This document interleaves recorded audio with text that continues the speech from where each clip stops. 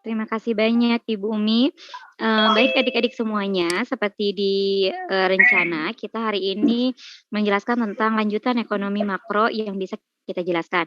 Di antaranya adalah kita akan menjelaskan kemarin sudah sampai dengan kebijakan, moneter. Nah, hari ini kita coba lihat tentang ketenagakerjaan, kemudian kita juga coba lihat tentang, sebenarnya perekonomian 4 sektor. Nah, di mana perekonomian 4 sektor itu di antaranya ada perdagangan internasional, kemudian nanti juga ada, kebijakan perdagangan internasional, neraca pembayaran, dan di dalamnya juga kita akan membahas tentang kurs. Nah, walaupun saya yakin kalau tentang kurs ini sendiri, adik-adik mungkin cara menghitungnya juga sudah lebih, cepat gitu ya, karena memang untuk, apa namanya Recording in progress. oke. Untuk di kurs, biasanya memang muncul untuk cara menghitung ataupun nanti penghitungan perubahan kurs itu sendiri. Baik, bismillahirrahmanirrahim, kita mulai saja. Maka saya akan pertama kali, menyajikan kepada adik-adik semua, ini kita coba review dari pertama gitu ya,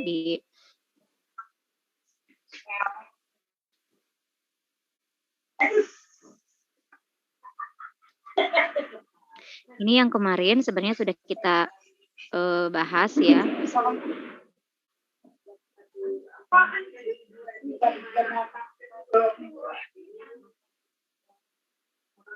Yang kemarin sudah kita bahas sampai dengan nanti adik-adik kan juga bisa baca kembali apa itu transfer, payment, government expenditure yang kemarin saya tanyakan ketika di awal.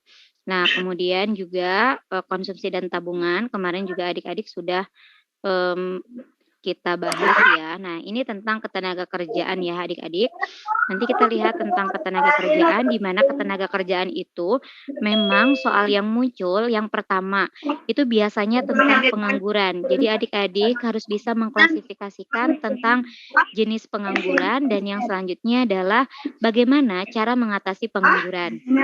Tetapi ada juga tipe soal untuk ketenagakerjaan ini yang harus adik-adik ketahui, yaitu tentang, apa namanya, kayak soal tahun 2020 atau 2019 ya, itu muncul bagaimana adik-adik tuh harus mengetahui tentang apa itu rasio ketergantungan, kemudian apa bedanya antara angkatan kerja, bukan angkatan kerja, terus mencari tingkat pengangguran itu seperti apa gitu ya. Nah, ketika mencari tingkat, pengangguran, kita kan kalau dihafal balik lagi ya, kalau dihafal rumus-rumusnya tentunya adik-adik akan sangat, kesulitan gitu ya untuk bisa, menghafalnya. Nah ini mohon maaf ya saya masih Di mana, Mas? Oh, di mana? Di kamar, Mas.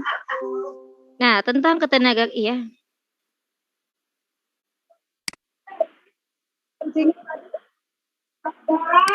Yang saya? Oh ini siapa? Oh iya iya iya.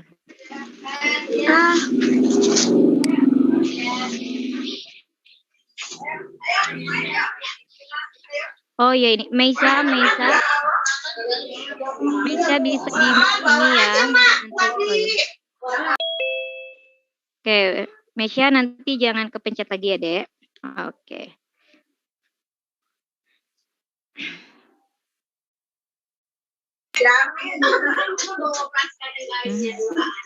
Mana lagi ya? Meisya, ini sudah saya mute. Meisya tolong jangan dipencet lagi ya.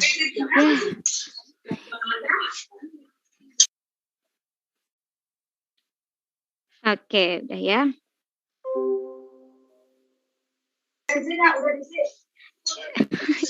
Gimana Meisya bisa dengar tuh suara saya, Mei? Ini sudah saya mute ya. Oke, jangan dipencet lagi yang ada gambar speakernya ya.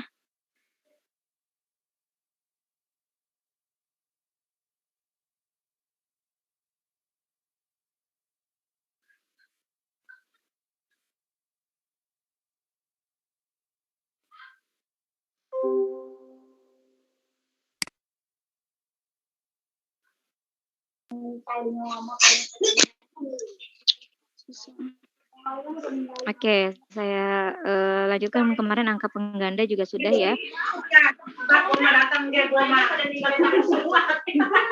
Bisa, misal, Dek boleh dicek nggak HP-nya jangan sampai ketekan ya, Dek. Oke, udah ya.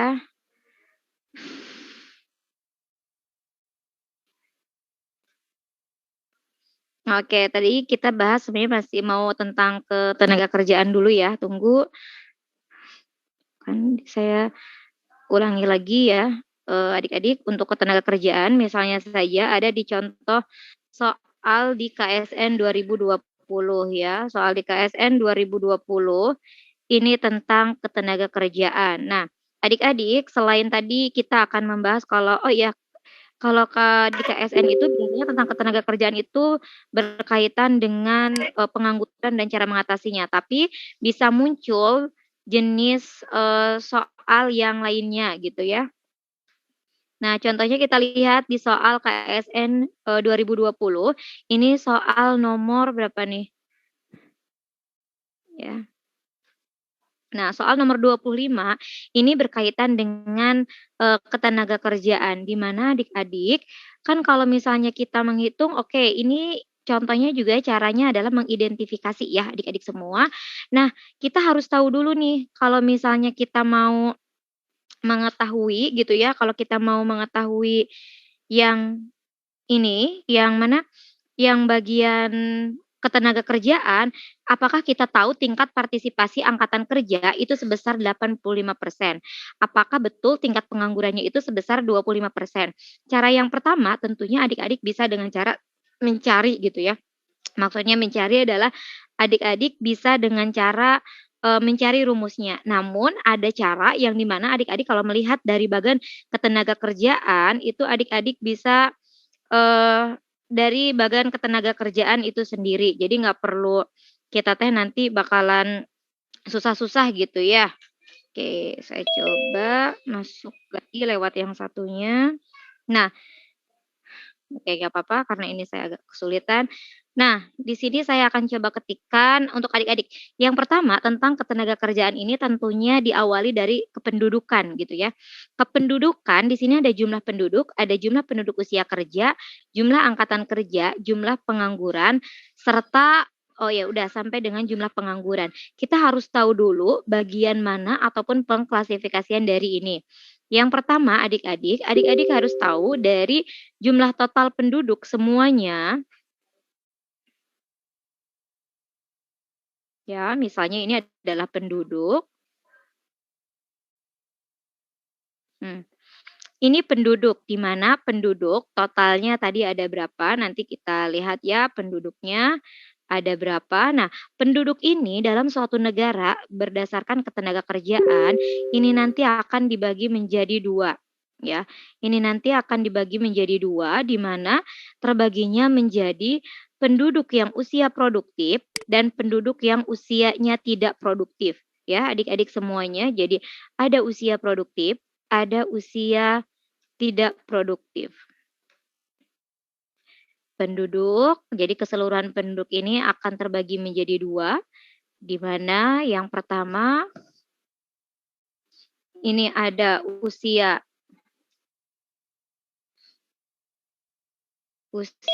produktif.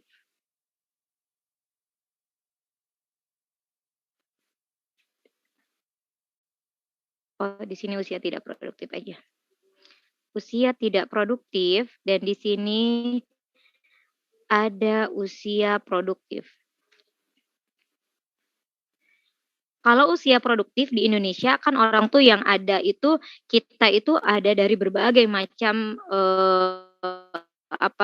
usia ya. Tapi yang dimaksud dengan usia produktif itu adalah usia dari 14 tahun sampai dengan 65 tahun gitu ya. Ini adalah usia orang dikatakan dia itu masih masa produktif atau usia produktif gitu ya.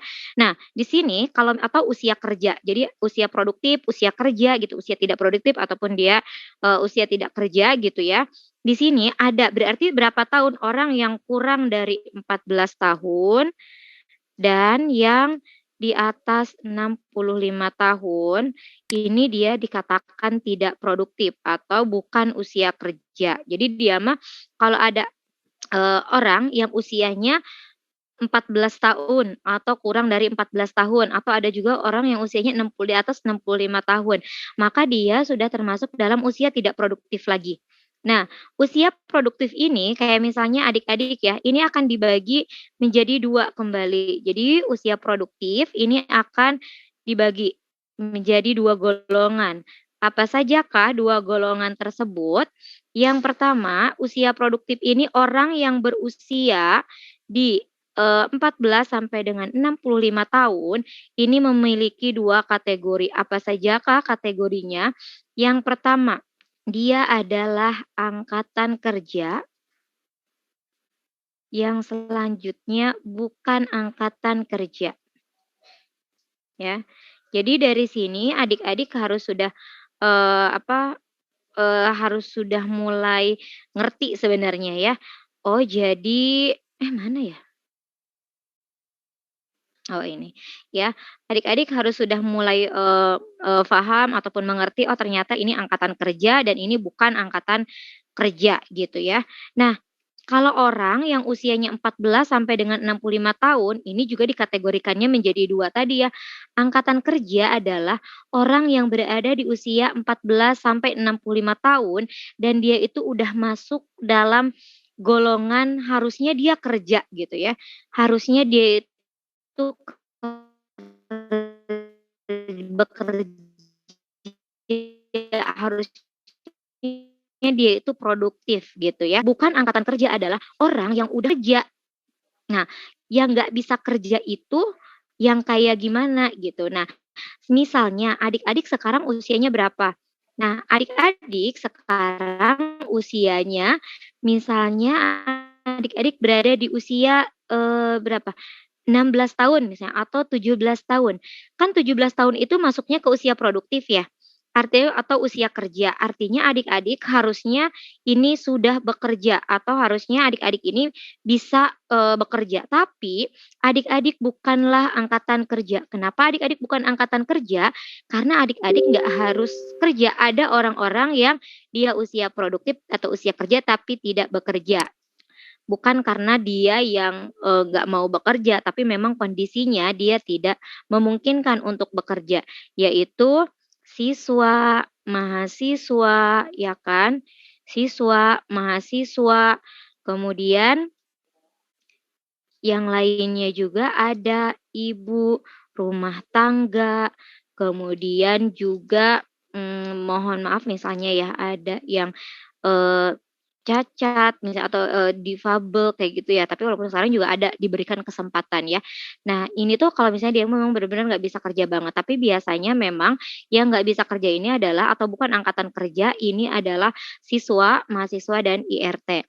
Nah, yang angkatan kerja berarti orang kalau udah usianya 14 sampai 65 yang bukan siswa, bukan mahasiswa, bukan juga ibu rumah tangga, maka dia merupakan angkatan kerja. Artinya dia memang bisa direkrut atau dia itu boleh, bekerja. Nah, makanya kalau bisa ada anak yang usianya itu, masih usia sekolah gitu ya kan, selalu misalnya ada 14 tahun tapi udah kerja. Nah, itu kan nggak boleh gitu, Undang-Undang Ketenagakerjaannya tidak boleh mengharuskan mempekerjakan anak di bawah umur gitu, karena mereka masih usia sekolah, harusnya mereka, kalau mahasiswa sih relatif, ada karena usianya bergantung gitu ya, tapi kalau siswa biasanya memang dia bukan angkatan kerja. Nah, yang selanjutnya angkatan kerja ini pun ternyata dibagi menjadi 2 lagi nih adik-adik. Oh, orang yang harusnya bekerja dan emang, dia mampu untuk bekerja, tapi pada kenyataannya akan terbagi menjadi 2. Ada yang dia ini bekerja, ya kan, ada yang dia bekerja, dan ada yang dia tidak bekerja. Kalau tidak bekerja, dengan kata lain, apa adik-adik? Dia berarti kan karena dia harusnya bekerja tapi dia tidak bekerja. Nah, tidak bekerjanya seseorang ini kan nanti disebabkan oleh beberapa faktor kan ya. Harusnya dia kerja tapi kok nggak kerja. Nah, ini makanya muncul masalah angkatan kerja harusnya bekerja tetapi ada golongan yang tidak bekerja dan ini menjadi pengangguran. Nah, disinilah nanti akan dibahas tentang jenis-jenis pengangguran, penyebabnya, serta cara mengatasinya. Nah, di sini sekarang kita coba ya adik-adik, saya coba masukkan. Di sini berapa jumlah penduduknya? Nah, kita akan lihat.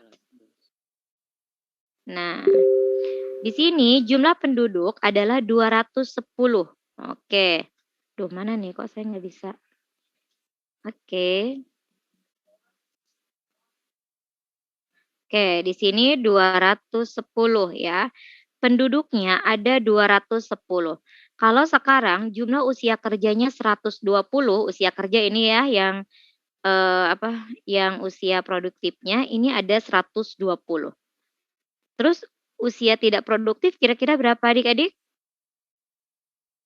Ada 210, kemudian di sini ada 120. Berarti dia ada 90 kan ya, ada 90 karena 90 ditambah dengan 120 penduduk kita itu terdiri dari usia tidak produktif 90 dan usia produktif 120.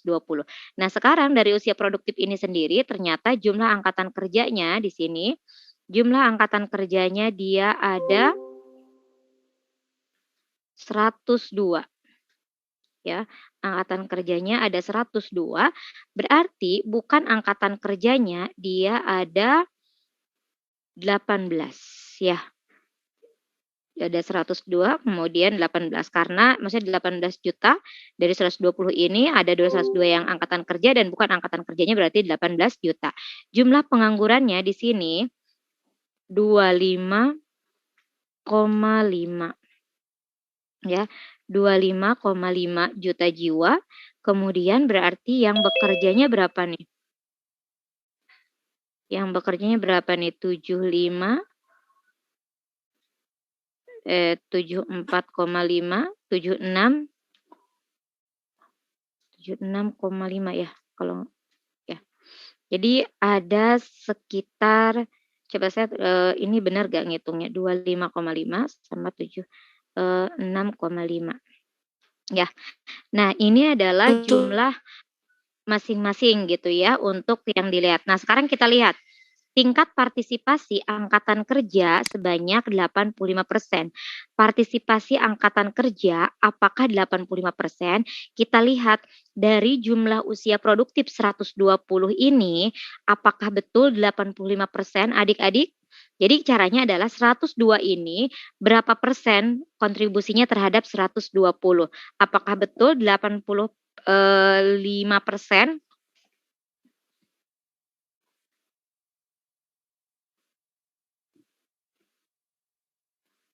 Apakah betul?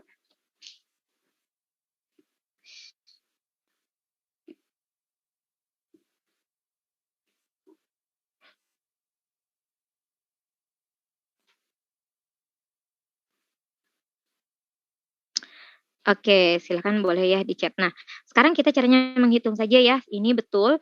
Jadi, apa namanya, 102 dari 120 itu kontribusinya dia 85%. Jadi adik-adik bisa dihitung sendiri ya di rumahnya masing-masing.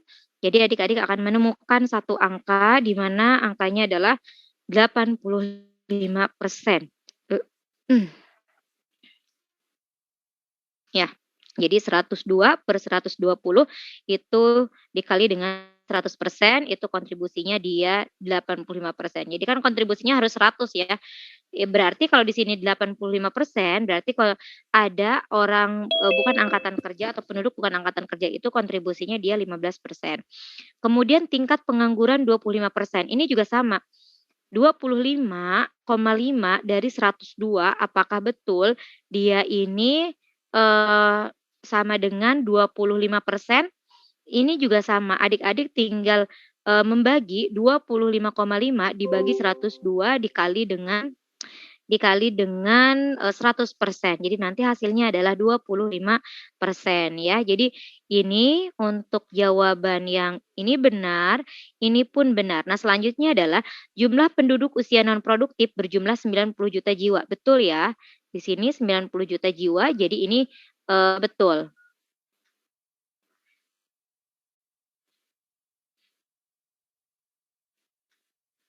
Oke, nah yang selanjutnya adalah, rasio ketergantungannya sebesar 85%. Nah, rasio ketergantungan ini dari manakah adik-adik rasio ketergantungan? Nah, rasio ketergantungan ini maknanya sendiri ada dari yang E gitu ya, setiap 100 orang penduduk usia produktif ini menanggung 75 orang penduduk usia produktif. Lihat ya teman-teman, apakah betul ini rasionya itu ataupun perbandingannya ini ketergantungannya itu adalah 85%. Jadi ini tuh pasti yang benar itu karena yang diminta adalah tidak benar ya. Maksudnya kunci jawabannya antara D atau E. Nah, apakah 85% atau 75%? Karena kalau 85% nanti pemaknaannya adalah setiap 100 orang penduduk usia produktif menanggung 75 orang penduduk usia non produktif. Nah, adik-adik, silakan adik-adik perhatikan ya. Ini usia tidak produktifnya 90, usia produktifnya 120. Kira-kira rasio ketergantungannya 85% atau 75%? Silahkan dihitung 1 menit juga pasti sudah selesai. Saya tunggu, silakan adik-adik ketikkan di chat. Saya sambil menyambungkan dari yang satunya lagi ya. Silakan nanti ditunggu jawabannya di chat ya.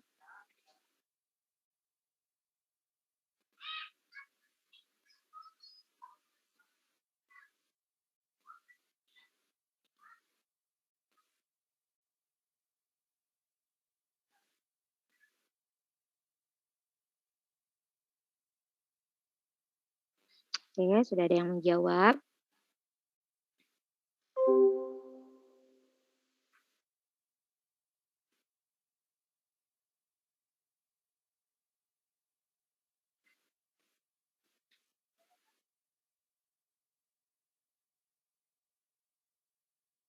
Oke. Nah, ini ya. Jadi adik-adik sudah bisa kalau misalnya jawabannya adalah 75%, bagaimana caranya adik-adik bisa, 75%? Caranya kan itu juga sama, kalau kita udah tahu konsep, pembagiannya kayak gini, oh usia produktif posisinya di sini, itu kan lebih mudah kita untuk, mencari berapa angka-angka, walaupun misalnya kayak tadi tingkat pengangguran itu kan ada rumusnya tersendiri ya gitu, untuk adik-adik nanti bisa dipelajari. Tapi dengan satu bagan ini saya coba biar adik-adik itu, bisa apa namanya, tanpa menghafal tapi nanti paham gitu ya, paham konsepnya. Jadi 90/120. Karena tadi ini berapa persennya sih gitu ya daripada yang usia produktif. Jadi jawabannya yang ini betul ya, yang E. Yang salah atau yang menjadi jawabannya ini adalah yang D. Nah, ini ya adik-adik tentang konsep ketenagakerjaan yang memang terbaru muncul. Biasanya, tadi saya katakan tentang konsep ketenagakerjaan itu sendiri, kita akan membahas tentang, macam pengangguran, kemudian kita juga akan membahas tentang, cara mengatasi pengangguran. Nah, di sini juga sekaligus saja saya hanya ingin mereview kembali kepada, adik-adik gitu ya. Oke, ini jika sudah, maka akan saya coba, hapus ya.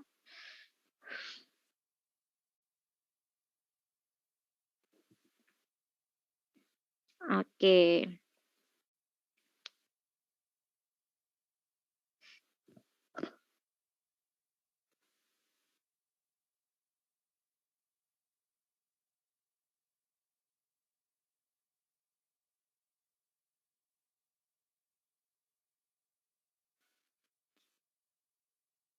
Mmm.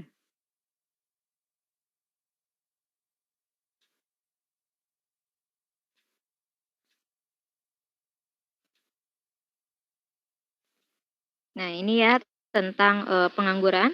Kemudian untuk di 2020 sendiri tentang konsep Ketenagakerjaan itu sudah diwakili tadi gitu ya. Nah, yang selanjutnya adalah adik-adik kalau kita lihat nih ngeblank ya. Oke.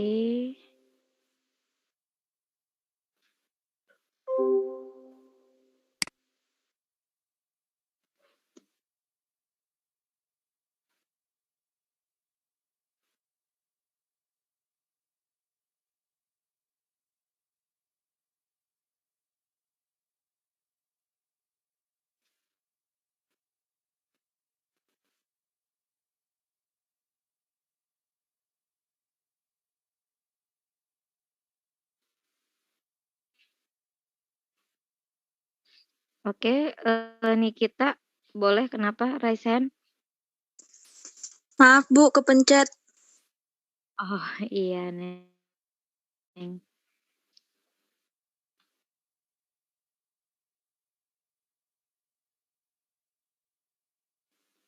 Nah, kita lihat di, soal nomor 10 ya adik-adik. Ini misalnya pengangguran merupakan masalah. Nah, di sini ini adalah contoh dampak secara tidak langsung dari pengangguran terhadap nasional. Nah, ini kita akan melihat, oh mana ya yang dampak secara langsung dan tidak langsungnya gitu. Dari yang ada gitu ya. Apakah ini dampak tidak langsung dari pengangguran terhadap pembangunan. Jadi kalau misalnya dampak langsung nih, pengangguran menyebabkan, apa gitu ya. Tapi kalau misalnya terhadap pembangunan, dia mempengaruhi apa dulu, baru nanti, ke pembangunan ending-nya gitu. Nah, adik-adik juga kan udah tahu konsep pembangunan dan juga, konsep tentang pertumbuhan. Nah, sekarang kita lihat nih, kita identifikasi. Nah, ini juga salah satu contoh jika kita soalnya akan mengidentifikasi ya adik-adik semua. Nah, kita lihat yang pertama, ini terlalu kecil.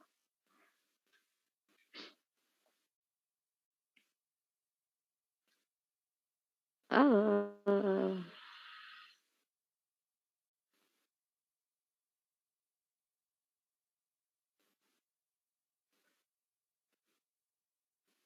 Nah, mudah-mudahan ini agak terlihat ya. Di sini jumlah pengangguran yang besar dan berkepanjangan akan mengakibatkan akan menambah jumlah masyarakat miskin di suatu negara. Apakah kita lihat mana sajakah yang dia, yang ada kaitannya dengan pembangunan. Nah, ini kan juga bisa jadi satu clue nih adik-adik. Kan kita tahu ya antara pertumbuhan dengan pembangunan, kalau pertumbuhan dia itu hanya menghitung berdasarkan pendapatan nasional saja atau pendapatan per kapita saja. Tapi kalau yang namanya pembangunan justru tidak hanya memperhatikan pendapatan nasional, namun kayak infrastruktur, pendidikan, kesehatan gitu semuanya dipertimbangkan. Nah, kita lihat dari nomor 1, 2, 3, dan 4 apakah, eee, dari ini cuma 2 pilihan ya adik-adik yang bisa adik-adik lihat, apakah jumlah pengangguran dan pendapatan per kapita mempunyai korelasi yang negatif? Jadi kalau penganggurannya bertambah, nanti pendapatan per kapitanya akan turun, artinya jika jumlah pengangguran bertambah akan menurunkan tingkat pendapatan per kapita. Nah tadi, di sini dampak secara tidak langsung dari pengangguran terhadap pembangunan nasional. Yang nomor 2 ini kan sebenarnya kita coba, satu-satu ditandai ya. Kemudian jadi pengangguran, berdampak pada pendapatan per kapita. Yang kedua, jumlah pengangguran yang besar dan berkepanjangan akan menambah jumlah masyarakat miskin di suatu ini adalah menambahnya jumlah masyarakat miskin. Kemiskinan yang terjadi di masyarakat akan berakibat anak putus sekolah semakin besar sehingga menurunkan kualitas SDM. Jadi karena ada, pengangguran menjadi kemiskinan terjadi di masyarakat akan berakibat putus sekolah karena dia menganggur, kemudian nanti ending-nya kualitas SDM-nya jelek karena dia nggak sekolah anaknya. Kondisi masyarakat jadi ini ya baca berlutut akan nih ya, akan berdampak pada kondisi masyarakat yang miskin berakibat pada stabilitas keamanan menjadi rawan sehingga mengganggu upaya perbaikan ekonomi.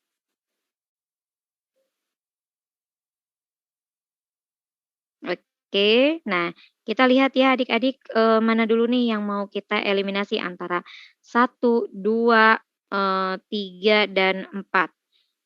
Atau mana dulu yang misalnya adik-adik tuh udah yakin banget nih kalau, apa namanya, pengangguran ini dapat berdampak yang dia itu secara tidak langsung ya.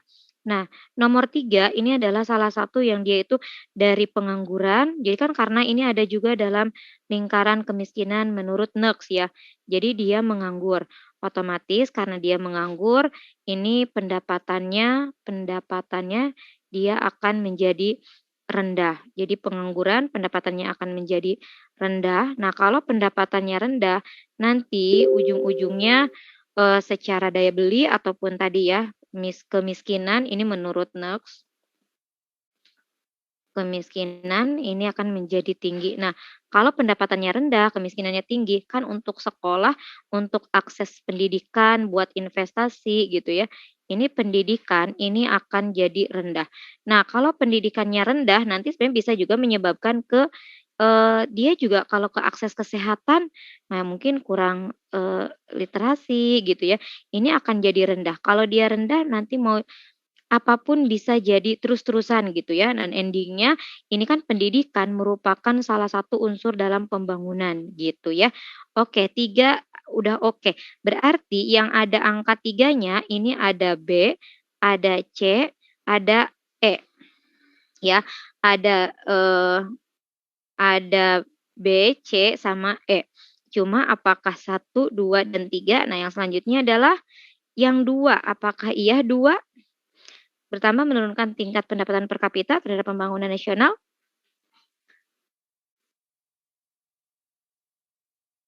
Oke. Nah, kalau yang ini, kalau yang nomor 1 dia kan baru berakibat secara langsung sih ya. Enggak sih ada pendapatan dulu ya, tunggu. Oke. Kalau yang 2 bukan ya?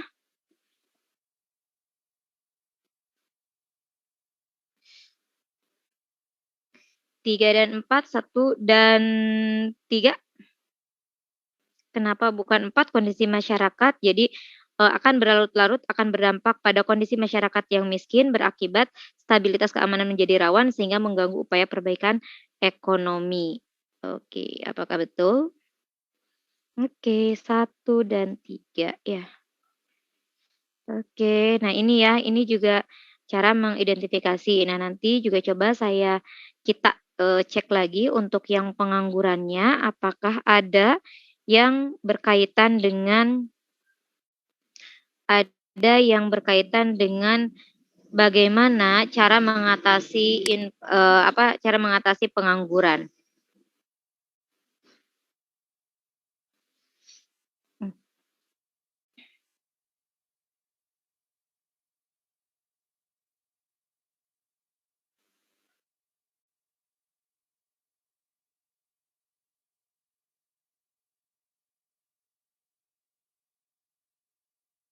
Nah, di ketenagakerjaannya juga tentunya kita akan melihat, oke, ini, juga ada beberapa pengklasifikasian. Kalau biasanya kan kita ngelihat contoh ya, nah, di sini adik-adik bisa lihat untuk soal nomor 20 dan juga nomor 21. Di nomor 20 ini adalah cara mengatasi pengangguran. Nah, di sini pengangguran merupakan proses ekonomi berdampak pada masalah sosial dan keamanan. Untuk mengatasinya dapat dilakukan dengan cara-cara berikut ini, kecuali, eee, meningkatkan kesejahteraan pegawai. Kenapa ini bukan jawaban? Ini tadi lupa saya ini kan ya. Oke, meningkatkan kesejahteraan pegawai, kenapa bukan? Karena kalau memperluas kesempatan kerja jelas menjadi solusi. Kan masalahnya adalah pengangguran atau banyaknya orang yang tidak bekerja. Kalau misalnya dia, diberi kesempatan kerja atau ada lapangan pekerjaan, maka harapannya dia menjadi, dapat bekerja sehingga nanti masalah sosial dan keamanan menjadi oke. Kemudian meningkatkan kualitas SDM. Ini juga sama, kalau SDM-nya ditingkatkan misalnya diberikan pelatihan gitu ya, agar dia sesuai dengan bidangnya gitu ya. Kemudian melaksanakan program padat karya. Nah ini juga adik-adik ya, padat karya nanti untuk mengatasi pengangguran apa misalnya gitu ya. Contohnya saya mau berikan kepada adik-adik ini ya, Kan ada jenis pengangguran ada yang friksional, selain yang di bawah ya, kemudian ada yang struktural, dan ada yang kon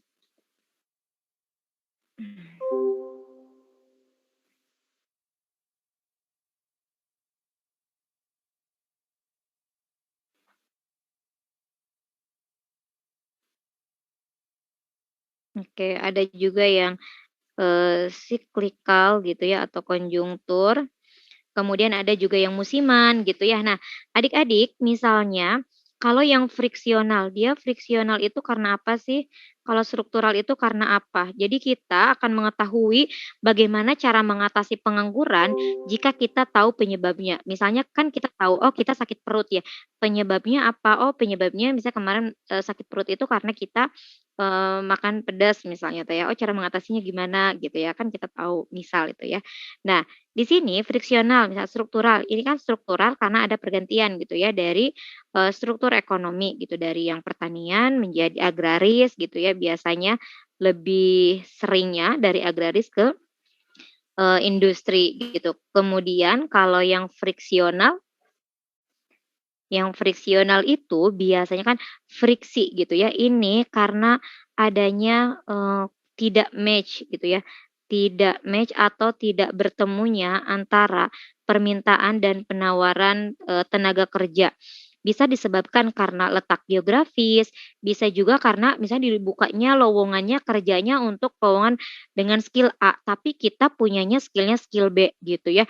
Ya nggak cocok, ada sih lapangan pekerjaannya tapi nggak pas dengan kita. Nah, kalau yang siklikal ini biasanya karena kondisi ekonomi. Nah, kondisi ekonomi ini bisa kondisi ekonomi, negara ataupun bisa juga kondisi ekonomi, perusahaan itu sendiri.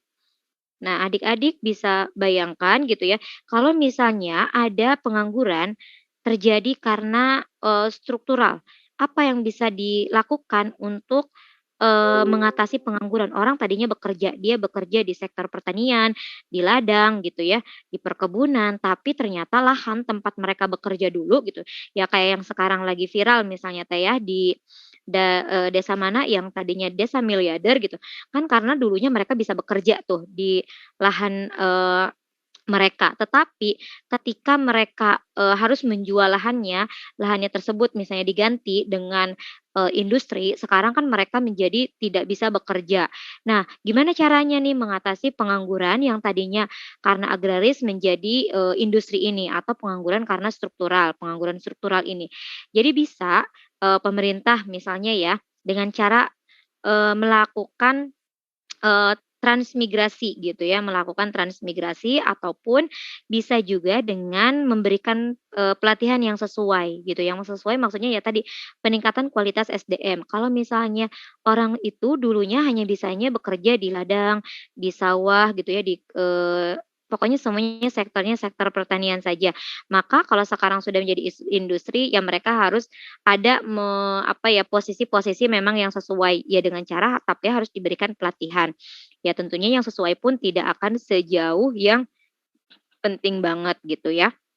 Nah, yang selanjutnya adalah kalau mereka ternyata tetap nggak bisa untuk diberikan pelatihan ataupun kompetensi yang menunjang agar mereka bisa beradaptasi bekerja di industri, maka pilihannya adalah mereka bisa melakukan transmigrasi. Misalnya kan gitu ya, dulu mereka tuh kebiasaannya ada di ladang, di kebun gitu ya, di sawah, tapi sekarang di Jawa misalnya udah nggak banyak lagi nih di daerah saya misalnya udah, rada berkurang nih lahan-lahan yang bisa mereka olah seperti dulu gitu ya. Karena memang sudah dibangun oleh baik rumah, toko kayak gitu-gitu ya.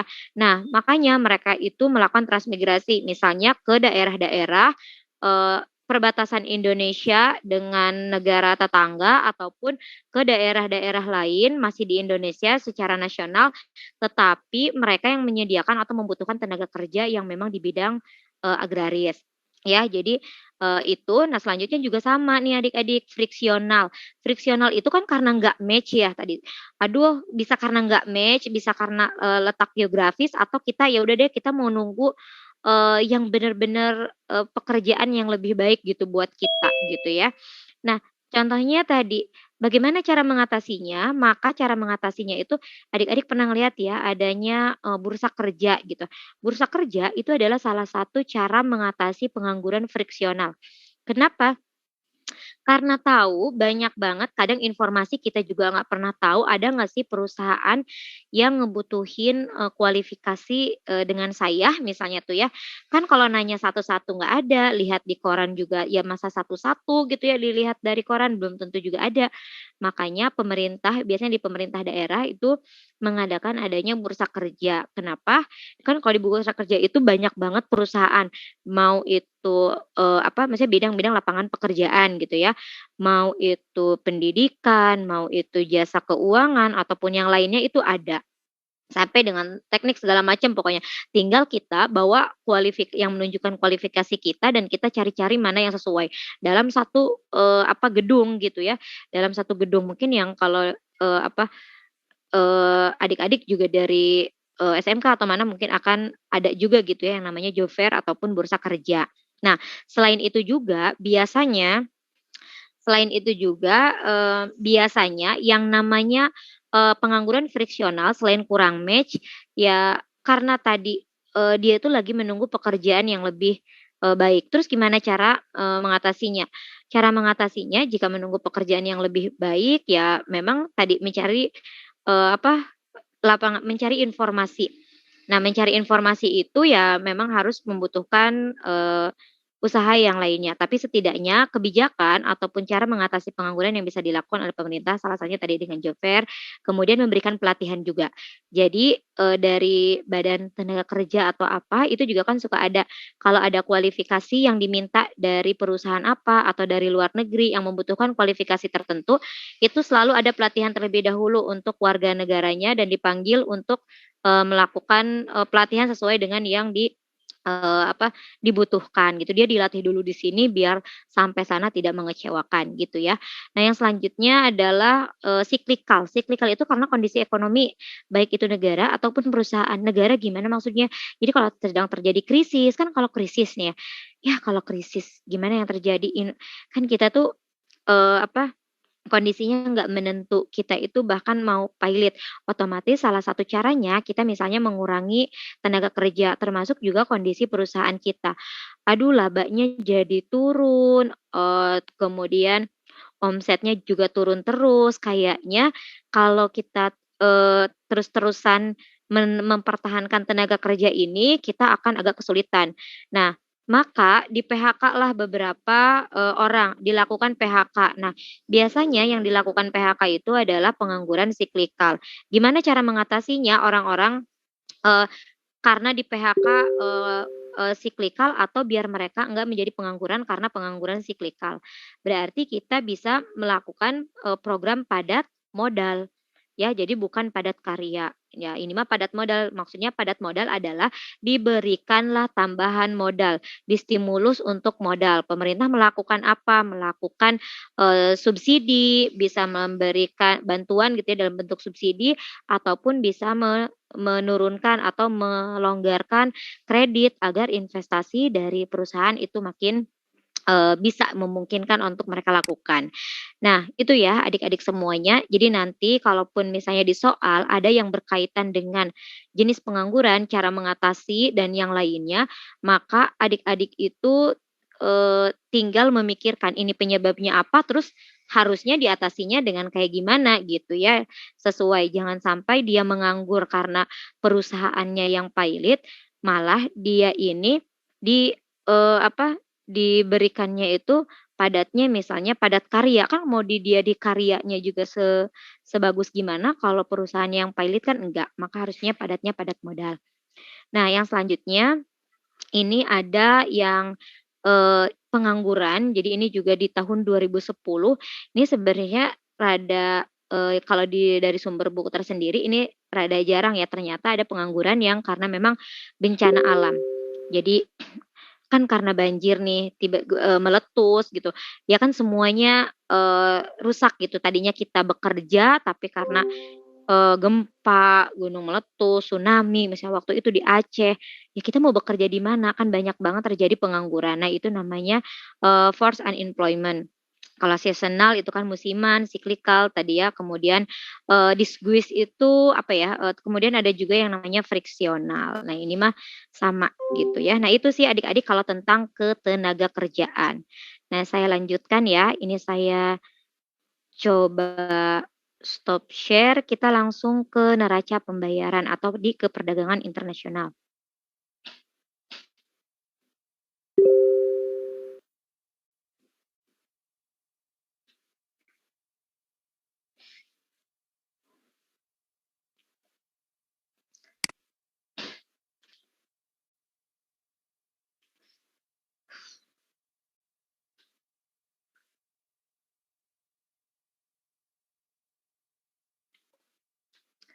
Nah, ini ya adik-adik untuk perdagangan internasional.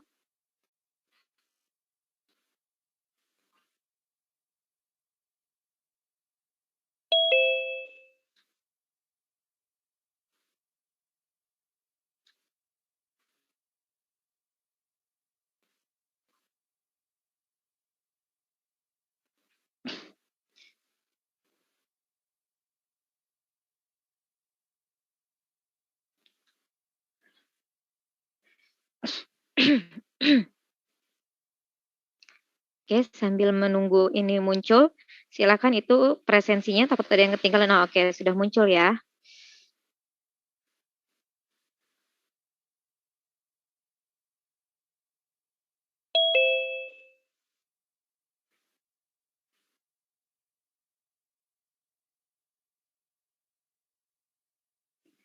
Oke, kita lihat tentang perdagangan internasional. Jadi ketika kita, membahas tentang perekonomian 4 sektor, ini kita akan membahas tentang perdagangan internasional.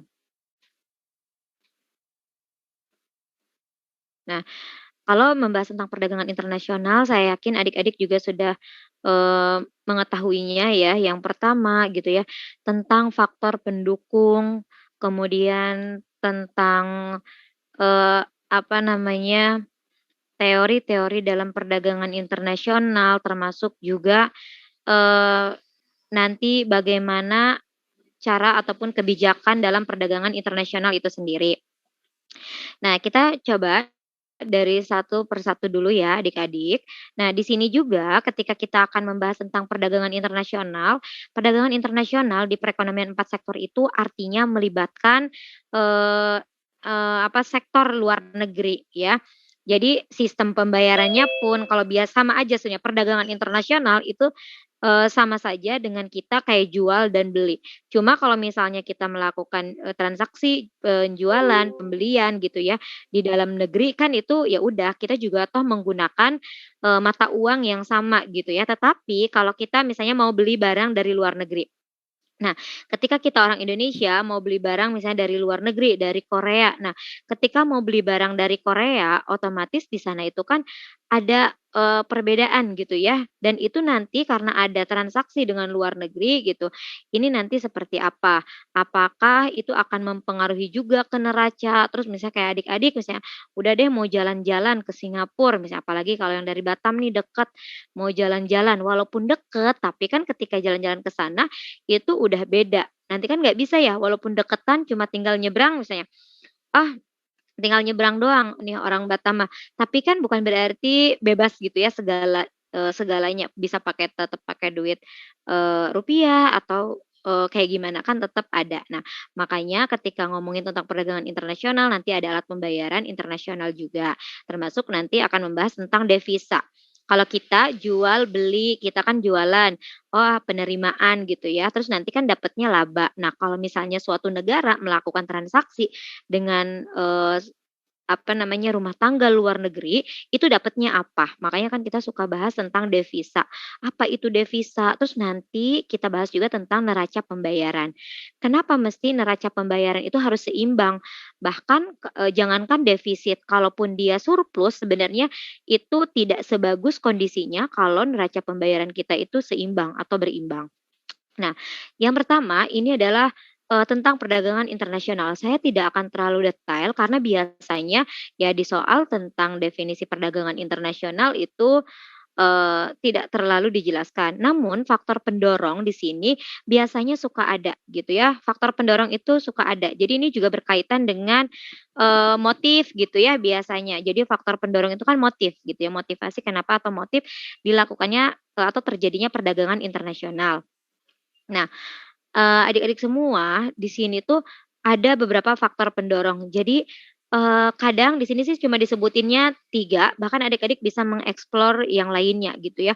Karena ketersediaan sumber daya alam, kemudian nanti juga barang di luar negeri lebih murah, memenuhi kebutuhan dunia, atau bahkan yaitu ingin menguasai pasar kan ya, maksudnya menguasai pasar tuh dalam artian pasar perdagangan internasional. Jadi kenapa sih kok bisa kenapa kita melakukan transaksi dengan Amerika? Kenapa kita melakukan transaksi perdagangan internasional dengan, Cina dan negara-negara yang lainnya? Karena memang kadang ada keterbatasan gitu, sumber daya yang kita butuhkan tapi nggak ada nih di Indonesia, tapi itu penting. Atau alasan yang kedua kan kita juga gitu ya, ya daripada sama kayak kita kalau mau bikin gorengan kan ya, kalau kita mau bikin gorengan, kalau kita tuh mau bikin gorengan, kalau cuma mau bikinnya itu hanya, 2 biji, 1 biji gitu kan lebih baik kita tuh, beli aja gitu ya daripada kita ngebuat karena lebih, hemat. Nah ini juga sama apalagi kalau untuk kebutuhan, negara gitu ya, barang di luar negeri lebih murah dibandingkan dengan di dalam negeri. Kemudian memenuhi kebutuhan dunia, jadi kadang perdagangan internasional pun karena ya secara umum kita kan, terkait dengan kerjasama internasional juga ya, kerjasama internasional maka kita harus memenuhi kebutuhan dunia. Indonesia punya apa, yang lainnya kan ada yang nggak punya gitu ya. Kemudian ya syukurnya Indonesia mah sebenarnya lebih banyak memiliki kekayaan gitu ya dalam hal sumber daya.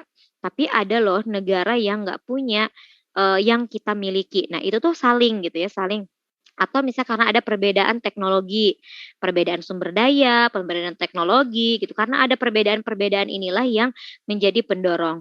Nah tentunya, selain itu juga ya tadi saya katakan di sini yang tidak dituliskan kadang, terjadinya perdagangan internasional juga karena memang, mau ekspansi pasar. Maksudnya tuh ya kita kan ingin menguasai perdagangan gitu ya dunia. Ya kayak sekarang kan sebenarnya kan ada perang misalnya, perang dagang antara Amerika dengan Cina. Nah itu kan pengen banget, mana sih sebenarnya yang nanti itu bakalan lebih kuat yang menguasai, pasar internasional ataupun perdagangan internasional. Itu juga ada, faktor pendorong terjadinya perdagangan internasional. Nah, termasuk juga, apa namanya, kalau yang menjadi pendorong perdagangan internasional itu adalah kita ingin memperoleh keuntungan atau memperoleh devisa, mohon maaf, memperoleh devisa ya. Kenapa melakukan perdagangan internasional? Kenapa kita melakukan ekspor? Harapannya kita bisa mendapatkan tambahan, devisa gitu ya adik-adik semuanya. Jadi, kita bisa tahu, ya manfaatnya mah ya tadi, kita bisa jadi terpenuhi kebutuhannya, bisa memperoleh devisa, jadi itu tuh kayak mirip-mirip dengan faktor pendorong. Nah, yang selanjutnya ini ya adik-adik semuanya, ini sebenarnya tentang, perdagangan internasional gitu ya teorinya. Nah, adik-adik kan selalu juga ngebahas tentang, teori keunggulan mutlak dan juga teori keunggulan, komparatif. Nah, teori keunggulan mutlak ini dari Adam Smith, di mana dia mengatakan bahwa, yang namanya perdagangan itu, perdagangan internasional itu kurang lebih ya, dia itu harus mana nih, ya Adam Smith mengatakan bahwa kalau misalnya negara-negara tersebut, melakukan spesialisasi, jadi dapat berspesialisasi dalam komoditas yang memiliki keunggulan mutlak. Jadi dia itu cuma punya satu yang lebih unggul dibandingkan dengan yang lainnya gitu, dan dia akan mengimpor komoditas yang mengalami kerugian mutlak.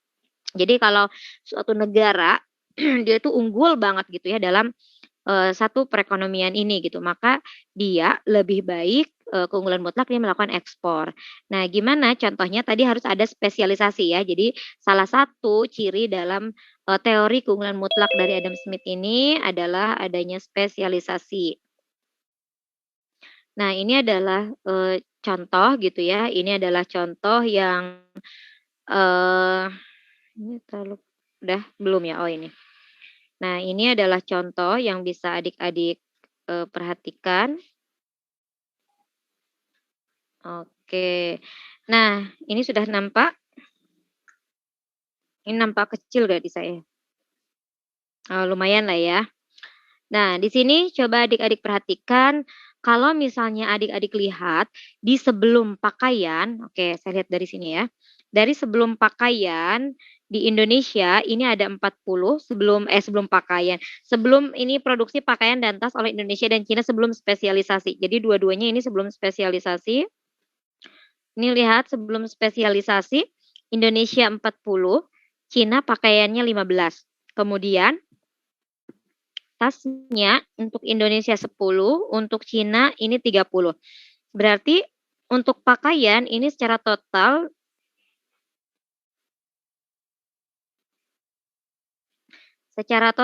ini ada 55 dan untuk tas dia ada berapa? Ada 40. Rasio tukar dalam negerinya itu adalah 4 pakaian, ini kan 4 pakaian itu sebanding dengan 1 tas gitu ya, ini di dalam negeri. Nah yang selanjutnya adalah 1 pakaian, karena ini 1 pakaian 15 dia sebanding dengan 30, 15 pakaian di Cina sebanding dengan 30. Ini karena dia di dalam gitu ya. Nah yang selanjutnya adalah adik-adik perhatikan juga ini produksi pakaian dan tas oleh Indonesia dan Cina setelah spesialisasi. Di sini kita lihat adik-adik mana yang lebih unggul? Untuk Indonesia unggul di pakaian atau unggul di tas? Indonesia dia lebih unggul di tas ya. Indonesia dia lebih unggul di tas, sedangkan untuk Cina dia di pakaian, mohon maaf, sedangkan Cina dia melakukan spesialisasinya di tas karena dia lebih unggul ya. Lebih unggul ataupun lebih kuat, dia memiliki keunggulan mutlak. Lalu dilakukanlah, oke kalau kayak gitu Indonesia menetapkan mau spesialisasinya di Cina. Sedangkan untuk di Cina, Indonesia spesialisasinya di pakaian, kalau Cina dia di tas gitu, produksinya ya. Nah sekarang kita lihat, kalau tadi di sini kan ada rasio tukar dalam negeri. Nah sekarang kalau rasio tukar luar negerinya, kita kan akan tahu ya, kalau di sini berapakah rasio tukar dalam negerinya? 4 pakaian dengan 2 tas. 4 pakaian dengan 2 tas. Adik-adik sudah bisa lihat ya, ini kan ada 2:1, artinya rasionya itu 2:1, berarti yang ini pakaian tadinya 40, dia akan diproduksi jadi 80, tadinya 30, ini diproduksi jadi 60. Sehingga outputnya, ini kan Cina nggak dihitung dulu, karena spesialisasi dulu aja untuk memenuhi kebutuhan gitu ya, antara Cina dengan Indonesia. Nah, selanjutnya pakaian dan tas oleh Indonesia dan Cina setelah spesialisasi dan perdagangan. Ya udah deh sekarang dilakukanlah perdagangan. Karena tadi pakaian itu produksi pakaian itu secara total itu 80, kemudian di sininya outputnya 60. Cina kan kalau mau ke Cina gitu ya, kita kan Cina itu udah punya 15 gitu. Sedangkan untuk tas Indonesia juga udah punya 10. Artinya Cina cukup melakukan perdagangan internasional untuk tas hanya sebanyak 50 saja, karena Indonesia sudah memiliki 10. Sedangkan untuk pakaian Indonesia hanya mengirimkan 65 saja diekspor karena Cina sudah memiliki 15 pakaian. Nah ini kalau secara secara dilihat dari spesialisasinya gitu.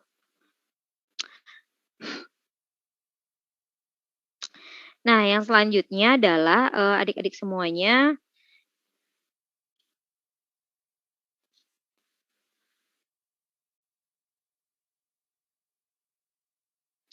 kita akan lihat lagi. Oke, saya hapus dulu ya. Oke, sampai sini ya, udah paham ya adik-adik. Nah, biasanya juga untuk untuk teori perdagangan mutlak ini yang ditanyakannya memang ini lebih baik spesialisasinya di mana. Nah, nanti kalau yang komparatif karena kan ini relatif lebih gampang ya adik-adik bisa melihatnya. Nah, yang pas bagian teori keunggulan komparatif. Nah, ini teori keunggulan komparatif ini dari David Ricardo. Jadi sebenarnya David Ricardo juga dia ini mengatakan bahwa kalau yang namanya keuntungan perdagangan internasional itu bukan pada keunggulan mutlak, tapi harusnya keunggulan komparatif gitu ya. Kalaupun katanya suatu negara itu memproduksi 2 komoditas dibandingkan dengan negara lain, itu tuh dia tuh kayak tidak ada keunggulan gitu ya. Tiba-tiba kalau tadi mah kan enak ya, Indonesia 40 tapi, lebih unggul gitu ya, 40 sama 15 tuh Cina. Tapi dalam hal tas Cina lebih unggul, dia 30, Indonesia cuma 10. Nah itu mah kan gampang ya, oh ya udahlah mutlak. Tapi gimana kalau kondisinya misalnya ada satu negara yang 2 komoditas itu dia sama-sama tidak memiliki keunggulan. Nah menurut David Ricardo kalau keunggulan mutlak kan tidak mungkin mendapatkan, keuntungan gitu ya, kalau mutlak. Tapi menurut yang komparatif ini tuh bisa mendapatkan keuntungan. Yang penting ini ya, jadi yang penting ini melakukan spesialisasi pada oh maaf, yang penting dia ini melakukan spesialisasi pada duh, oke ini ya, dia melakukan spesialisasi pada biaya oportunitas paling rendah dibandingkan dengan produk lainnya, gitu ya adik-adik semuanya. Jadi adik-adik bisa ngelihat nih, oh ini ternyata yang, produk lainnya. Nah saya contohkan di sini ya adik-adik. Oke, kita lihat ya adik-adik semuanya, yang ini kita lihat rasio tukar mobil antara Jepang dan Amerika. Adik-adik perhatikan antara negara di Jepang dan juga di Amerika gitu ya. Ini tuh apa namanya, dia ini mobil lihat Jepang, mobilnya 100 ya, kemudian Amerika mah cuma 80. Dia unggul ya, dia unggul. Kemudian untuk motor, Jepang 400, Amerika 160. Ini juga lebih unggul. Nah, kalau kayak gini kejadiannya gitu ya adik-adik semua, kalau misalnya yang adik-adik ketahui gitu ya, eee, kayak gini kejadiannya maka adik-adik akan lihat, oh ini tuh yang unggul tuh hanya Jepang, Amerika nggak bisa melakukan perdagangan internasional, padahal dia tetap bisa melakukan perdagangan internasional selama dia memiliki keunggulan, komparatif. Nah, kita lihat di sini ada rasio tukarnya itu, rasio tukar dalam, rasio tukarnya luar negeri dia langsung ya, dia ini langsung rasio tukarnya dalam negeri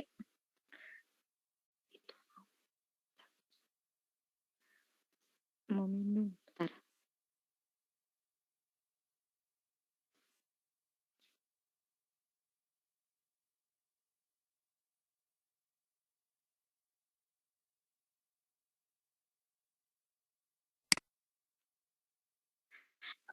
Iya Bu, nggak apa-apa, ini tadi saya lagi ini aja dulu, iya, ada, sedikit iklan. Oke, kita lanjutkan ya. Nah, di sini ya, adik-adik semuanya, jadi kita akan lihat, kalau misalnya di sini ada rasio tukar luar negeri, kemudian juga ada, rasio tukar nanti dalam negeri. Kalau tadi kan ini langsung ya, kalau tadi rasio tukar, luar negerinya nggak ditunjukkan. Nah, kalau di sini ditunjukkan. Kita akan ngelihat Jepang ini unggulnya di sini.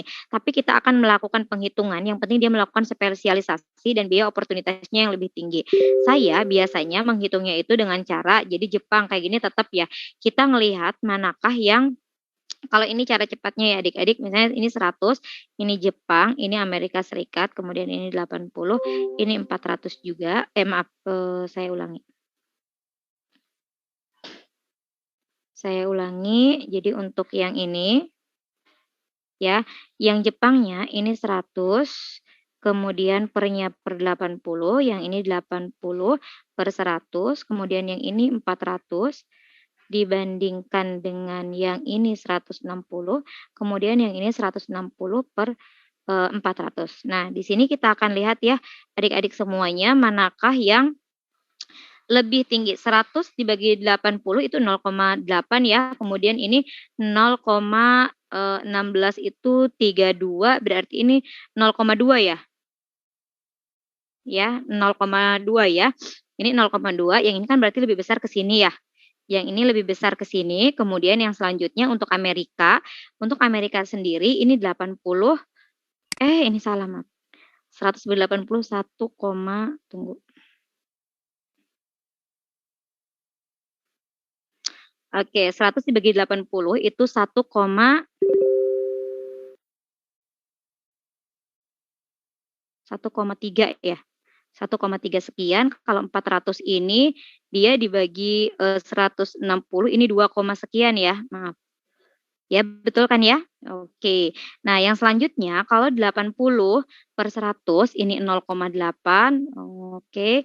Kemudian yang ini 160 ini dibagi dengan, 40 ini 0,4 ya, betul. Jadi ini kita bisa lihat, eee, tuh kan.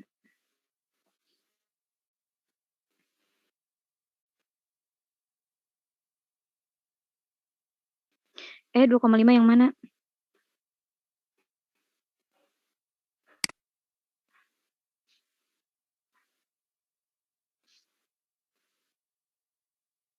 Tunggu ya, ini nge-hang dulu.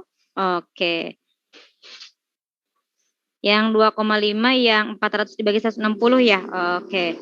Ini 2,5 pokoknya udah ngelihat angkanya aja kan yang ini mah 1,3 yang ini mah 2,5 berarti kan udah ketahuan ya yang paling besar itu yang, sebelah sana. Jadi kalau kita bisa lihat gitu ya, kalau kita bisa gambarkan lagi ya udah, kalau Jepang mah ke motor ya, kemudian kalau Amerika Serikat ini dia ke mobil, gitu. Nah, sekarang kalau misalnya ini, nah ini juga bisa, jadi, kalau hanya ditanya dengan sampai, mana produk ataupun komoditas yang harus kita, apa namanya, yang harus kita produksi di unggulan komparatif, ini bisa dengan cara ini, atau juga bisa dengan, cara yang lainnya gitu. Tapi kalau misalnya gimana juga kalau ternyata ditanya nih, berapakah keunggulan komparatif yang diperoleh gitu ya.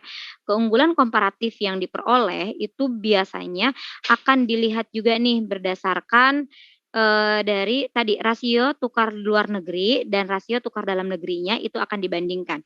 Di sini sudah ada rasio tukar dalam negerinya, kita buat deh rasio tukar dalam negerinya, rasio tukar dalam negeri. Rasio tukar dalam negeri ini kemudian di dalam negeri sendiri, Jepang berarti kan ini 1/4 ya. Kemudian kalau di, Amerika Serikatnya 80 sama 162. Mohon maaf nih ya, ini rasio tukar dalam negerinya untuk yang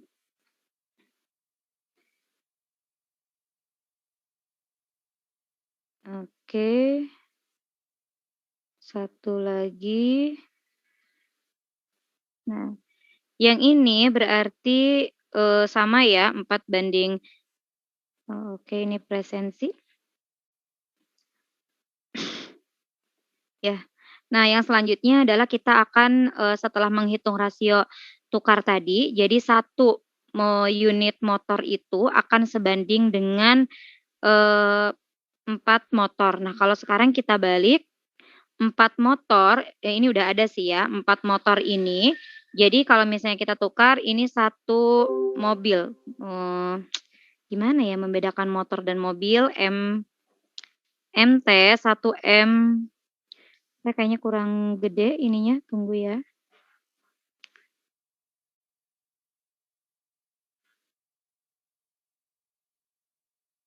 Oke.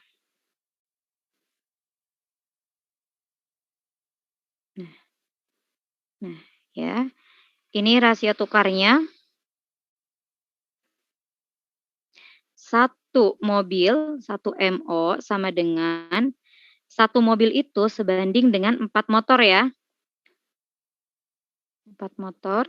Kemudian kalau yang ini, 1 mobil itu sebanding dengan, eee, berapa ini, 2 MT. Ya, kalau nanti balik lagi, ini 1 motornya 160 itu sebanding dengan 0, berapa, 0,2 kan ya? Betul ya? 1 berbanding 0,2, terus kalau yang, eee, apa namanya, yang di Jepangnya, 1 motor itu sebanding jadi yang ini nih, di Jepang itu 1 motor itu berbanding dengan 0,4 mobil, gitu ya. Oke, biar ini satu saya coba ini aja, pakai shape. Oh,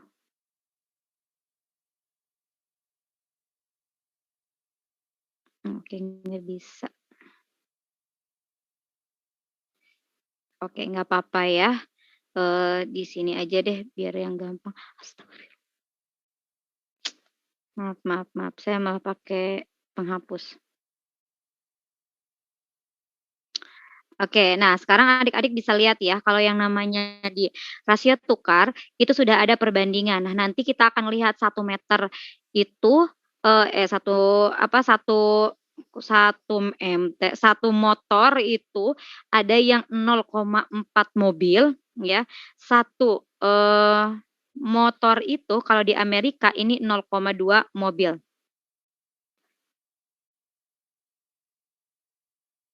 Ini udah muncul? Oke. Oke, udah muncul ya. Nah, saya lanjutkan. Jadi yang ini sebenarnya 1 motor itu sama dengan 0,4 mhm,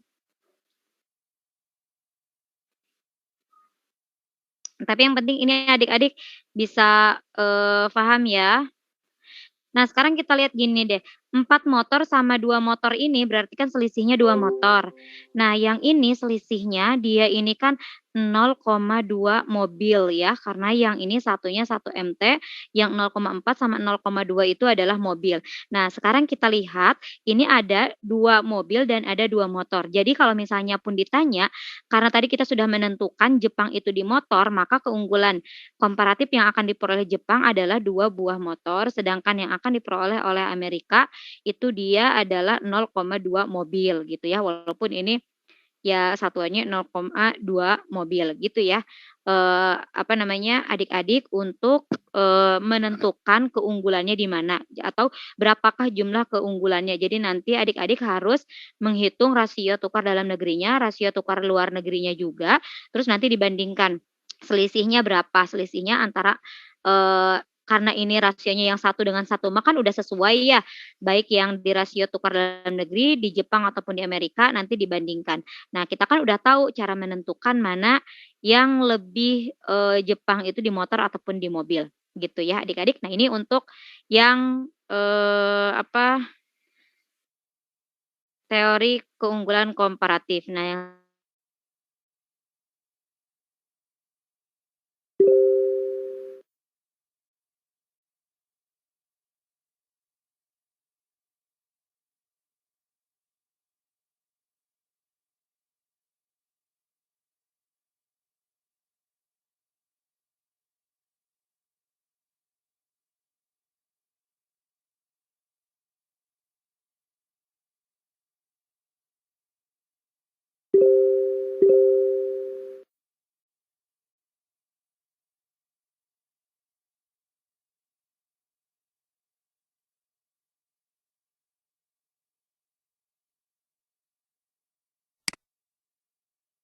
Recording stopped.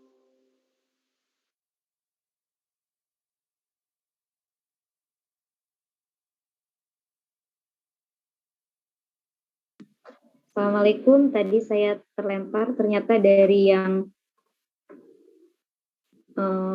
di komputer, tadi saya sudah sampai, yang dari device ini terdengar ya? Oh iya, jadi ini sambil connecting lagi, yang satunya lagi, tadi sudah sampai dengan penentuan keuntungannya untuk di keunggulan komparatif ini yang seperti apa. Nah, yang selanjutnya adalah adik-adik semuanya Recording kita in akan progress.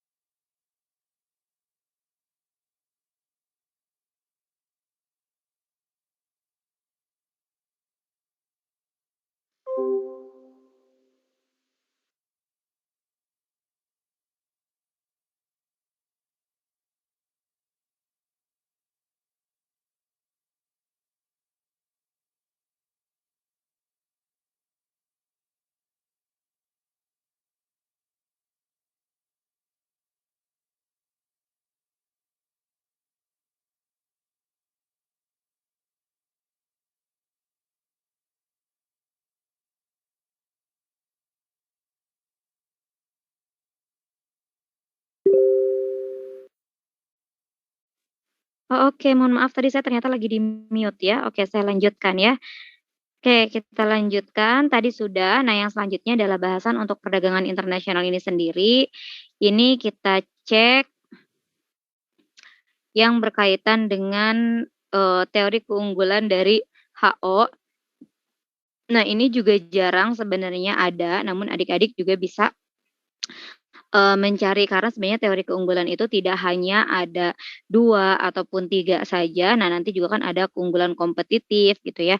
Kalau dari HO ini sebenarnya lebih mengungkapkan pada, teorinya itu kita tuh harus mengekspor komoditas yang benar-benar kita tuh kayak melimpah sama murah gitu. Jadi kalau kita punya faktor yang udah melimpah dan murah, maka kita harus, atau kita bisa mengekspornya gitu ya, relatif faktor produksinya itu melimpah dan murah, terus kita tuh bisa ngejual, eee, apa ya, ke negara gitu ya, yang dia tuh kayak jarang gitu punya, kan dia butuh ya, tapi dia jarang. Nah, itu kan bisa dengan harga jualnya yang tinggi. Nah, yang selanjutnya adalah di sini kita akan lihat di oke, diproteksi dalam perdagangan internasional. Nah, ini kalau proteksi itu sendiri sebenarnya di kebijakan. Nah, di soal-soal tentang kebijakan perdagangan internasional biasanya adik-adik juga diminta untuk mengidentifikasi. Misalnya untuk, menambah jumlah mohon maaf, untuk menambah jumlah produksi, atau untuk melindungi produsen dalam negeri, maka beberapa kebijakan di bawah ini bisa digunakan. Jadi tetap mengidentifikasi mana yang tujuan dari masing-masing untuk, kebijakan perdagangan ataupun proteksi ini bisa digunakan. Nah, misalnya saja, tadi jadi untuk, alasan-alasan proteksi tadi ya, ini alasan proteksi itu jadi yang pertama, alasan untuk proteksi itu bisa melindungi instansi dalam negeri yang masih baru, bisa juga melindungi tenaga kerja dalam negeri, bisa juga mencegah dumping, kemudian, terlalu over specialization karena kalau terlalu over specialization nanti dia bisa menjadi, memiliki kan monopoli yang tinggi. Nah, kalau memiliki monopoli yang tinggi juga itu kan nggak baik dalam perdagangan secara dunia karena dia bisa mengekspansi. Nanti kan makanya orang tuh ada perang dagang gitu ya. Mengurangi defisit neraca pembayaran nasional. Kenapa mengurangi defisit neraca pembayaran nasional? Karena dengan melakukan perdagangan internasional harapannya kita kan melakukan kegiatan, ekspor di mana dalam neraca pembayaran itu untuk sisi kredit kita itu akan bertambah gitu ya. Jadi akan bertambah kalau di neraca kan kalau sisi kreditnya itu, bertambah berarti kan itu juga lumayan, jangan sampai kita, mengalami defisit. Kemudian tentunya juga melindungi industri yang penting untuk pertahanan nasional. Nah, di sini kita lihat ya, adik-adik semuanya, ini salah satunya adalah tarif. Nah, tarif itu, kan adanya ya kalau ini mah pajak dari inilah gitu ya, ada tarif tunggal, jadi persentasenya tuh sama buat, semua komoditas gitu. Jadi nggak ada, pengecualian, terus ada juga tarif umum. Jadi kalau misalnya tarif umum mah beda, negara yang satu dengan yang negara yang lain. Kalau misalnya yang ini berapa persen, misalnya 2%, yang ini 1% kayak gitu, itu beda-beda. Nah, beda lagi dengan tarif preferensi. Nah, tarif preferensi mah ini teh kekhususan dan biasanya karena memiliki, eee, hubungan yang, baik. Nah, contohnya juga kan kayak kita, ketika di 2015, 2016 kita sudah memunculkan tentang masyarakat ekonomi ASEAN. gitu ya, tentang MEA, maka otomatis negara-negara anggota ASEAN ketika akan melakukan perdagangan internasional ke negara anggota ASEAN yang lainnya, itu tuh bebas hambatan, ya. Itu kan juga berarti ya termasuk tarif gitu ya, itu bebas hambatan, tapi khusus negara-negara ASEAN. Jadi dia tuh nol kan, bebas hambatan. Nah, itu juga soal tentang MEA itu biasanya kalau sekarang sih nggak muncul ya, karena pas baru-baru tentang MEA itu muncul, tapi itu pun menjadi pengetahuan umum saja. Karena untuk di ekonomi, adik-adik juga harus mengetahui tentang pengetahuan-pengetahuan umum yang sekarang sedang in gitu, agar nanti ya walaupun bisa sambil dijawab gitu ya. Nah ini tarifnya, terus nanti kira-kira tarif itu, sebenarnya akan apa sih tujuannya gitu ya, kan di sana tadi tarif yang ditetapkan itu adalah berupa pajak terhadap barang-barang impor kan ya. Salah satu tujuan yang paling, terlihat banget dari adanya tarif itu sebenarnya dia ini untuk melindungi produsen dalam negeri. Bagaimana skemanya bisa terlihat gitu ya, dia bisa melindungi produsen dalam negeri, ini kalau kita, apa namanya, kalau kita gambarkan, adik-adik lihat sebelum ini adalah keseimbangan kan pasar gitu ya, ini adalah keseimbangan pasar awalnya ini ada di sini. Ya, ada di sini. Kemudian ternyata ada harga. Jadi di Indonesia tuh awalnya harga beras misalnya ya, harga beras dan kuantitas beras ini ada di P dan ada di Q. Tapi ternyata ini ada P word di mana P word ini atau harga dunia ini ditetapkan lebih bawah. Misalnya di sini 10.000, di sini lebih bawah dia jadi 6.000 misal. Kan kalau ada harga yang lebih murah otomatis keseimbangan pun akan berubah. Berubahnya di mana? Jadi dia akan berubah nih, ini harusnya ke sini, ya, dia ada di sini. Nah yang selanjutnya mana nih? Kan ada ke sini ya, supply-nya yang ada produk domestik yang dalam negeri, misalnya tadinya di sini ada 100 nih, ya 100 ton, misal ini mah, 100 ton, ternyata ketika ada iya 50 gram.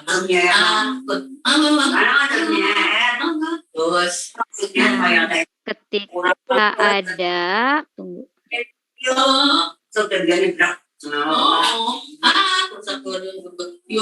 Aku kan dari hari tak terus dipelantikan wala yuk na urut iyo udah iya kok Sri Kamilah. Ibu ini Sri Kamilah. Oh udah. Ini udah saya matikan, Bu. Oke, mudah-mudahan nggak kepencet lagi ya. Oh my god.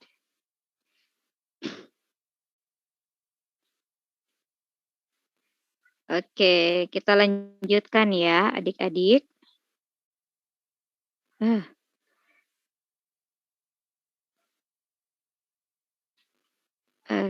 Oke, ini karena tadi ketarik ya Mas ya. Oke, nah kita lanjutkan lagi. Di sini awalnya 100 ton, misalnya ya, di sini ada 100 ton. Kemudian karena ada harga dari luar negeri gitu ya, harga maksudnya di pasar dunia itu, di pasar dunia ini lebih murah, otomatis sekarang kan supply di dalam negeri kita berubah, misalnya jadi 50 nih. Ya, jadi 50 ton. Nah, kalau dia jadi 50 ton, sekarang tapi permintaan terhadap si beras ini jadi naik jadi 150. Kan kita harus mengimpornya berapa nih? Harus impornya sebanyak, 100 ya, gitu. Kita harus impornya sebanyak 100. Wah, pemerintah tuh mikir, "Kasihan dong, gimana caranya biar kita melindungi produsen dalam negeri kita?" Ya udah deh tetapkan tarif, kalau ada barang yang mau masuk nih yang 6.000 ini, ada impor. Kalau kita mengimpor, misalnya masuk nih jadi 8.000 kan ya setelah dikenakan tarif. Nah, ketika 8.000 setidaknya dia bergeser kan jadi ke angka yang atas ini. Nah, ketika ke angka yang atas ini yang hijau, di Q2 yang ini berarti angkanya anggaplah menjadi 70. Kemudian yang selanjutnya yang di Q4 ini yang kuning, saya tandai yang kuning, ini misalnya jadi 120. Adik-adik bayangkan dari 70 ke 120 sekarang hanya butuh impornya 50. Nah, disinilah tujuan dari adanya tarif. Setidaknya kita menyelamatkan, oh iya, produksi dalam negeri bisa ditambah menjadi 70, kalaupun ada kebutuhan terhadap barang dunia tersebut karena adanya perubahan, tapi kita tetap bisa melakukan kebijakan melalui tarif, sehingga impor kita pun bisa menjadi turun. Nah, itulah skema yang dilakukan oleh, pemerintah gitu agar, eee impornya itu menjadi kurang dan dia untuk melindungi produsen dalam negeri. Nah, oke saya lanjutkan ya adik-adik semuanya.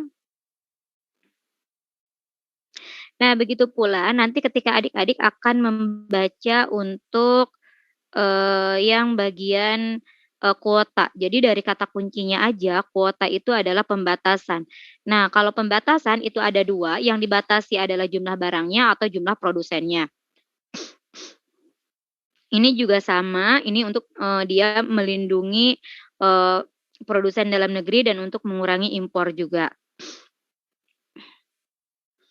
Nah, ini juga kan paling cepat, kalau tadi skemanya yang, skema tarif, itu kan balik lagi ya, permintaan dan penawaran kadang tidak bisa dikendalikan secepat itu. Tapi kalau kuota, kan kita tinggal simpel ya, ya udah sekarang kalau mau nuruninnya jadi berapa, tinggal dikurangin aja gitu. Ya udah kita mau ngurangin 20, tinggal kita bilang, "Ya udah kurangin 20 ya," nggak bisa kita nggak bisa nerima 50, harusnya cuma 30 karena kita mau ngurangin 20 kan, itu ya yang bisa dilakukan. Makanya katanya lebih efektif sih sebenarnya untuk yang kuota ini. Atau tadi kuota itu bisa juga mengurangi produsennya. Kalau kita punya produsennya dari beberapa negara, ya udah deh sekarang mah saya 2 negara aja cukup gitu ya. Nah, kemudian ada larangan ekspor, larangan impor. Nah, kalau tadi mah kuota dibatasi, kalau larangan mah itu embargo, jadi benar-benar ditiadakan banget. Makanya skemanya pun tadinya kalau tadi gitu ya, tadinya ada jadi 100, harus impornya, sekarang larang, ya udah balik lagi ke kondisi semula. Nah, ini juga ada subsidi dan ada yang namanya premi ya adik-adik. Adik-adik harus bisa membedakan antara subsidi dan premi.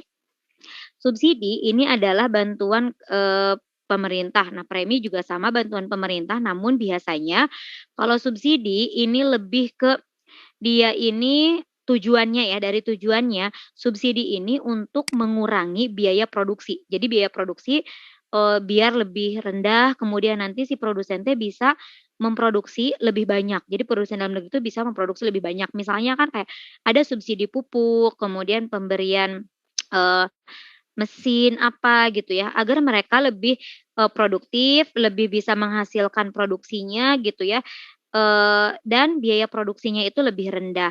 Tapi kalau premi itu biasanya diperuntukannya tujuannya adalah untuk, komoditasnya komoditas ekspor. Jadi maksudnya tuh untuk menambah ekspor.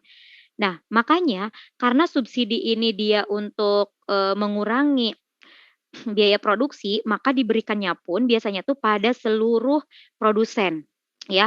Berbeda dengan premi, kalau premi mah tidak seluruh produsen itu berikan. Jadi hanya produsen-produsen yang memang dia komoditasnya adalah komoditas, ekspor gitu ya, teman-teman semuanya.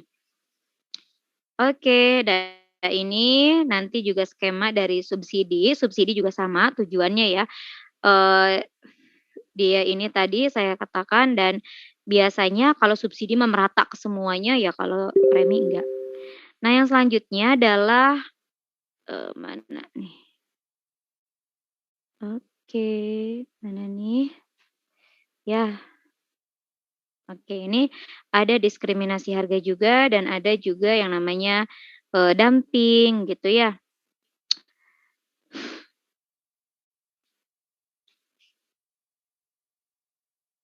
Nah, untuk diskriminasi harga, jadi membedakan, harga itu juga sama kayak kita di konsep, di monopoli itu kan ada ya, konsep tentang diskriminasi harga. Nah, di sini juga ada, tapi kita harus bisa menganalisis berdasarkan ya alasan politik atau seleranya. Jadi kita tuh kalau ke negara-negara yang kayak tadi ya, dia butuh banget tapi dia kemampuannya oke gitu kan, kita juga bisa menjual lebih, eee, tinggi dibandingkan negara-negara yang lain. Atau misalnya gini, nanti pun kenapa bisa dibedakan gitu ya, tergantung pada pangsa pasarnya atau apakah dia permintaannya lebih elastis ataupun tidak lebih elastis gitu ya.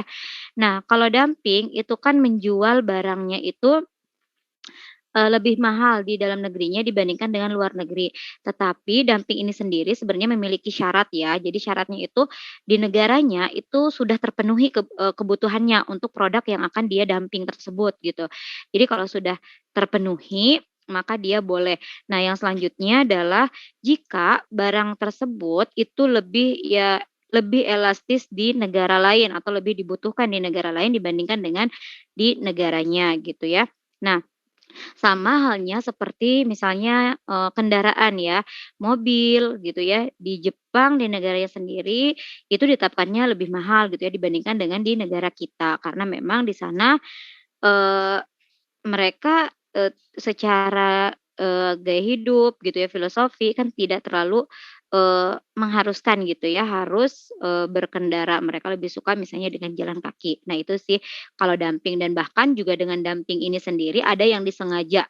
Jadi dumping itu disengaja karena dengan alasan agar, eee, dia ini bisa oke. Oke. Jadi kenapa alasannya harus didamping, karena tunggu ya, saya matikan dulu mic-nya.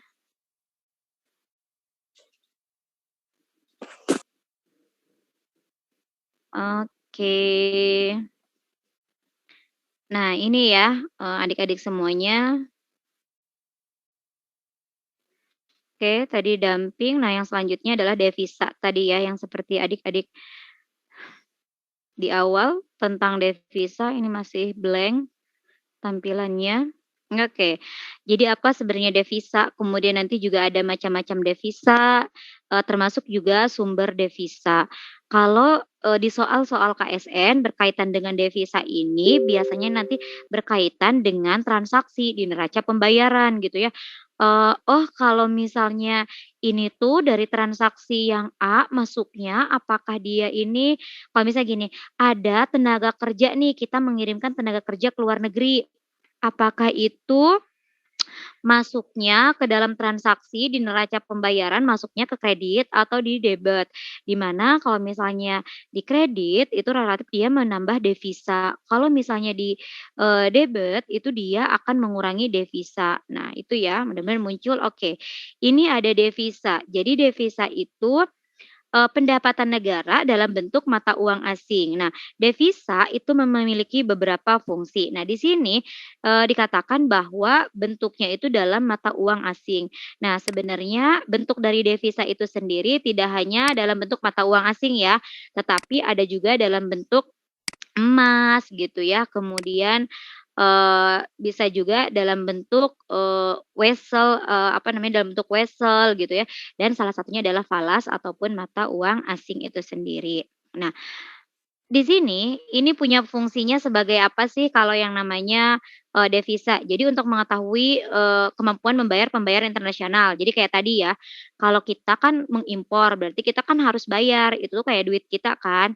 Kita, melakukan transaksi kegiatan luar negeri, ada ekspor, ada impor, kemudian mengirim, eee, delegasi misalnya ya, atau mempekerjakan orang luar supaya datang ke kita untuk tenaga ahli yang dibutuhkan, atau tenaga kerja kita yang datang, bekerja di luar gitu ya, kita kirim ke luar. Nah, itu kan mana saja. Nah, ini juga untuk menstabilkan mata uang rupiah ya. Nanti juga, kenapa misalnya kayak TKI kayak gitu suka disebutnya pahlawan devisa ya, untuk mempermudah transaksi jual beli antar negara, kemudian, untuk membayar utang luar negeri, untuk menjaga stabilitas keseimbangan pembayaran negara.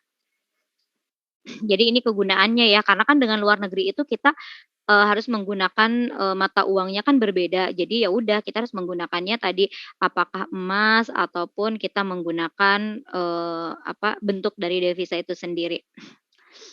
Nah, di sini sumber devisa. Jadi, sumber devisa itu apa aja sih transaksi luar negeri yang bisa mendatangkan, devisa. Salah satunya adalah ekspor barang, kemudian, pungutan bea masuk, gaji tenaga kerja Indonesia, bantuan luar negeri. Jadi kenapa? Kan kalau kita mengekspor barang ya,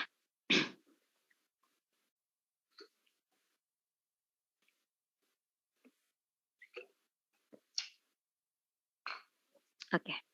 Nah, ini kan kalau misalnya kita mengekspor barang.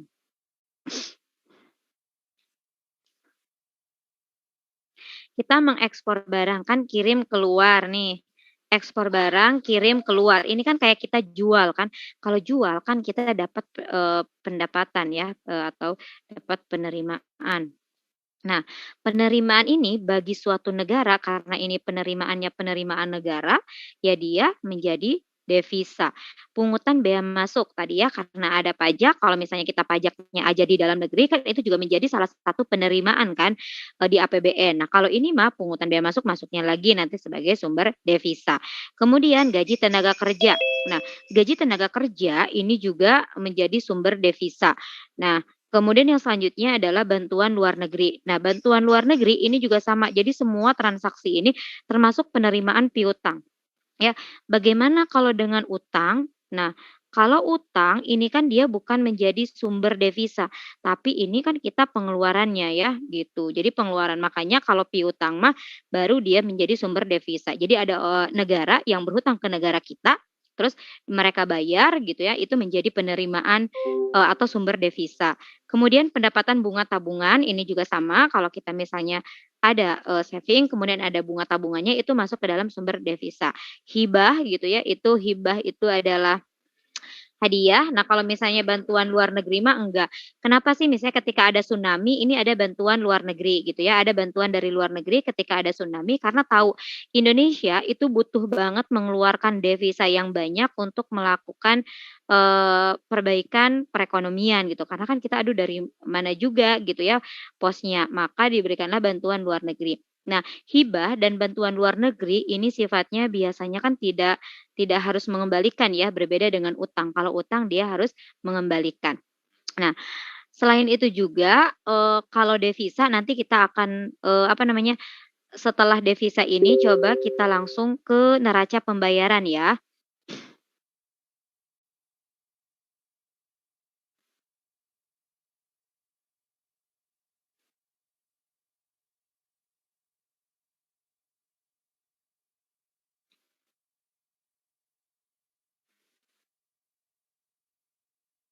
Nah, ini mah alat pembayaran, nanti adik-adik bisa, membacanya sendiri untuk, neraca pembayaran. Kemudian tadi juga untuk kurs, saya yakin adik-adik juga untuk kurs mah, sudah sangat paham pokoknya.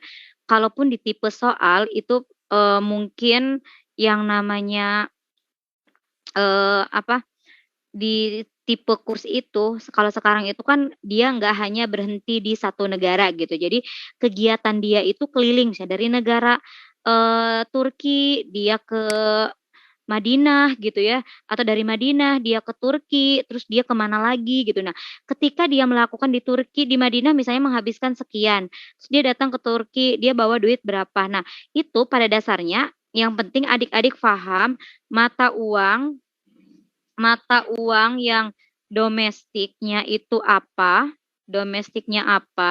dan mata uang asing itu apa, gitu ya. Misalnya, ketika di Indonesia itu, mata uang domestiknya adalah rupiah, ya. Tapi falasnya itu ya selain rupiah misalnya dolar lah, ringgit lah gitu ya, selain rupiah pokoknya. Nah selanjutnya tapi kalau di Malaysia misalnya kita lagi di Malaysia nih, lagi di Malaysia, uang rupiah kita jadi rupiah kita ini menjadi falas.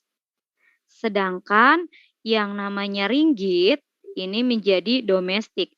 Jadi kalau kita misalnya nih ya adik-adik, saya mau menukarkan uang di Indonesia dari rupiah, rupiah mau ke ringgit. Kita akan menggunakan kurs jual atau kurs beli. Yang digunakan untuk kurs jual atau kurs beli adalah kurs, di mana valuta bank ataupun money changer itu akan membeli valuta asing. Jadi di Indonesia ketika di money changer Indonesia atau di bank Indonesia yang akan dibeli valuta asingnya apa? Ringgit ya, gitu. Jadi dia menggunakan Kursnya kurs apa? Jual apa beli? Ringgit kan jadi valuta asing ya. Ringgit kan saya datang punya rupiah mau nuker ke ringgit. Saya kan datang nih ke money changer nih saya punya rupiah nih, saya butuh ringgit, maka money changer akan ngejual apa ngebeli ringgit? Beli. Money changer akan ngebeli apa ngejual ringgit? Ringgit itu adalah valuta asingnya kan ya. Kan ceritanya begini sebenarnya, saya punya rupiah, money changer punya ringgit. Kita datang ketemu, mau tukeran. Berarti money changer akan ngejual kan ya.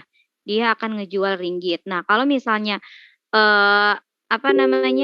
ada di Malaysia gitu ya. Kalau ada di Malaysia, saya orang Indonesia punya rupiah tapi lagi di Malaysia. Terus saya mau nukerin ke ringgit nih di Malaysia ya, ke money changer di Malaysia. Maka money changer di Malaysia akan mengambil uang rupiah di saya dan uang rupiah di Malaysia menjadi valuta asing. Sehingga yang digunakan adalah kurs beli. Gitu ya adik-adik. Jadi sebenarnya mau ngejual atau beli si money changer itu mau ngejual apa ngebeli valuta asing. Mau tahu mana valuta asing, maka adik-adik harus mengetahui di negara tersebut yang menjadi mata uangnya itu apa, gitu ya. Jadi itu aja sih paling kalau yang di soal-soal kalaupun muncul tentang kurs gitu ya adik-adik semuanya. Jadi nanti bisa dieksplor lagi untuk kemampuan menghitung di valuta asingnya. Nah, sedikit nanti termasuk juga di kekuatan valuta asing ini ada tentang revaluasi dan devaluasi. Jadi kalau di kekuatan gitu ya, kalau kita ada di kekuatan mata uang asing ini sendiri gitu ya, sama kekuatan uang kita gitu ya.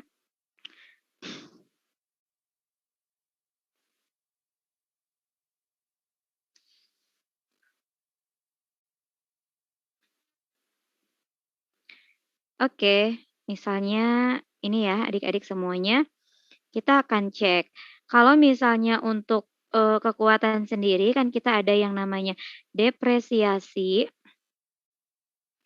ada yang namanya apresiasi. Jadi ini adalah dia melemah mata uangnya dan yang selanjutnya ini dia menguat. Tapi kalau yang ini mau depresiasi ataupun apresiasi, menguat dan melemahnya karena mekanisme pasar. Maksudnya mekanisme pasar itu apa? Karena memang permintaan dan penawaran uang gitu ya. Jadi permintaan dan penawaran uang gitu ya. Jadi apakah menguat ataupun melemah? Misalnya saja $1 tadinya $1 itu tadinya Rp10.000. Ternyata sekarang maaf ya. $1 itu sama dengan 12.000 misalnya nih. Nah, dalam kondisi seperti ini, apakah dia mengalami depresiasi atau apresiasi rupiah kita? Maka bagaimana dengan rupiah kita? Nah, rupiah kita ini mengalami depresiasi ya, atau mengalami lemah gitu ya. Jadi melemah mata uang kita karena awalnya bisa ditukerin dengan 10.000 aja, sekarang jadi 12.000. Nah, yang selanjutnya adalah ada yang disebut juga dengan devaluasi dan revaluasi. Nah, kalau devaluasi ini juga sama, melemah. Yang revaluasi dia menguat ya, jadi mata uangnya menguat. Tapi kalau yang ini biasanya karena kebijakan. Ya. Jadi, aduh mata uang kita nih kok sekarang terdepresiasi, yaudah deh dikuatin gitu. Nah, gimana caranya menguatkan mata uang kita biar menjadi kuat? Ya salah satu skemanya menguatkan mata uang kita itu ya kita harus membelinya gitu sendiri. Membelinya gimana? Berarti kita harus melakukan transaksi mengeluarkan devisa gitu. Itu harus mengurangi devisa. Nah, ini salah satunya tadi kenapa devisa itu sebenarnya berfungsi untuk eee, memperkuat mata uang. Nah, makanya jangan sampai kita itu terus-terusan terdepresiasi karena secara tidak langsung akan mengurangi, kekuatan dari mata uang kita, gitu ya. Nah, gimana caranya biar mata uang kita tidak, semakin melemah ini juga tentunya dari transaksi-transaksi luar negeri. Misalnya jalan-jalan, kalau kita melakukan jalan-jalan ke luar negeri, otomatis kita malah melakukan, permintaan terhadap mata uang asing. Nah, kalau permintaan terhadap mata uang asing tinggi, maka, kan permintaan mereka ya, maka mereka akan semakin kuat. Nah, kenapa kalau misalnya kita sekarang ini coba deh pariwisata, kita mencoba untuk, mengundang, wisatawan-wisatawan asing juga datang ke Indonesia, karena kalau mereka datang ke Indonesia, mereka harus, menukarkan mata uangnya ke mata uang kita. Nah, ketika mereka menukarkan mata uangnya ke mata uang kita, berarti mereka melakukan permintaan mata uang rupiah. Nah, ketika, secara mekanisme pasar permintaan mata uang kita itu, apa namanya, banyak gitu ya dari pihak menghasilkan devisa, maka juga akan memperkuat dari mata uang kita. Termasuk juga kenapa kalau kita mendatangkan tenaga kerja keluar, itu kan sebagai salah satu sumber devisa. Nah, sumber devisa pun bisa dipergunakan kan untuk memperkuat, mata uang kita, gitu ya, adik-adik, kenapa misalnya dari setiap transaksi itu bisa mempengaruhi. Nah, satu lagi saya ingin menjelaskan tentang neraca pembayaran nih adik-adik semuanya, ya. Jadi komponen dalam neraca pembayaran. Nah, adik-adik, apa sih sebenarnya neraca pembayaran itu sendiri? Sebenarnya saya yakin adik-adik itu neraca pembayaran sendiri, sudah, apa namanya, sudah paham gitu ya, apa itu neraca pembayaran. Nah, untuk neraca pembayaran di sini adik-adik harus mengetahui terlebih dahulu jenis transaksinya. Jadi ada transaksi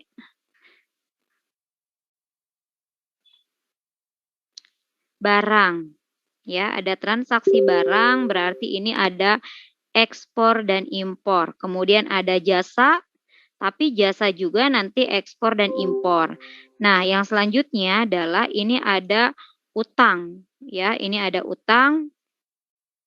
Ini juga sama, jadi kalau utang itu ada apa namanya, utang sama piutang tadi ya, utang sama piutang. Kemudian oh oke, barang dan jasa sih harusnya ya. Terus yang keempat, ini ada modal, jadi transaksi modal pun nanti, beda-beda ya, ada yang investasi. Jadi kalau investasi itu masuknya ke transaksi, modal atau bukan. Nah, yang selanjutnya adalah hasil modal. Apa bedanya yang modal dengan hasil modal? Kalau modalnya kita kan ngeinvestin, tapi kalau hasil modalnya kita kan dalam bentuk dividen ya kan. Kalau ini dan bunga gitu ya. Nah, yang selanjutnya adalah ada juga transaksi apa ya, oh yang moneter. Apa aja nih kalau yang moneter? Ya kayak tadi ada cadangan kas gitu ya. Terus yang lainnya. Nah, yang, selanjutnya apalagi ya? Udah sih. Nah, kita lihat ya, kalau di antara yang ini semua nanti adik-adik, ini kan ekspor ekspor, ini dia akan dicatatnya di sisi kredit, ini dicatatnya di sisi debit, utang karena kita mengeluarkan maka debit, sedangkan piutang nanti akan di kredit. Nah, investasi ini juga sama, nanti kalau misalnya investasi, kalau kita berinvestasi dengan, luar, berarti kan nanti kita akan, ini di debit, tapi untuk hasil modalnya baik dividen ataupun bunga ini dikredit. Ini dikredit karena akan jadi cadangan kas, ya. Nah, apa sajakah yang termasuk dalam, apa namanya, neraca gitu ya. Nah, neraca ini sendiri kalau dilihat dari jenis neracanya, kita akan melihat yang pertama, neraca itu ada neraca transaksi berjalan, ya. Neraca transaksi berjalan ini terdiri dari neraca apa saja? Ada neraca barang, ada neraca jasa. Ya, kalau tadi ada ekspor dan impor, barang, ini juga ekspor dan impor barang. Jadi semuanya dicatat, nanti akan dibedakan saja. Nah, yang selanjutnya itu ada neraca apa lagi nih di neraca transaksi berjalan. Ada neracanya neraca hibah. Kenapa dia masuk ke sini? Karena kan hibah mah tadi ya udah pemberian aja hadiah gitu. Dan yang satunya lagi adalah neracanya hasil modal. Tadi hasil modal itu dalam bentuk bunga dan dividen. Nah, ada lagi neracanya ini adalah neraca modal. Tadi neraca modal mah terdirinya dari transaksi ya.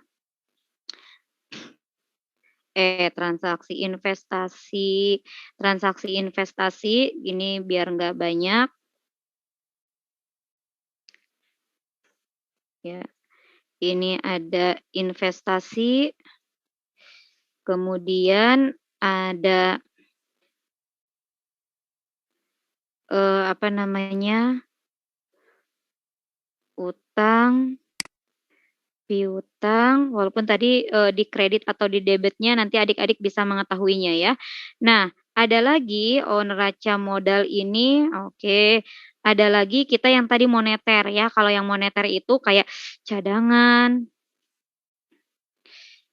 devisa gitu ya, cadangan devisa yang tadi udah kita bahas. Nah, di sini di neraca modal ini sendiri dia sebenarnya kebagi ya, kalau ini neraca arus modal, neraca arus modalnya. Nah, kalau yang ini dia neraca moneter. Yang tadi yang sesuai dengan saya sampaikan di jenis-jenis transaksinya ya. Nah, itu sih adik-adik, jadi nanti pun sama, kalau di keputusannya itu adik-adik, nanti, kita cek di soal latihannya itu ada kalau neraca, di neraca terutama neraca barang dan jasa atau neraca transaksi berjalan, kalau ekspornya ini lebih besar daripada impor, berarti neraca perdagangannya oh ya ini neraca barang, neraca dagang ya atau barangnya itu di neracanya itu dia biasanya ini aktif. Ya, ini aktif sedangkan kalau ekspornya lebih kecil daripada impor berarti dia pasif.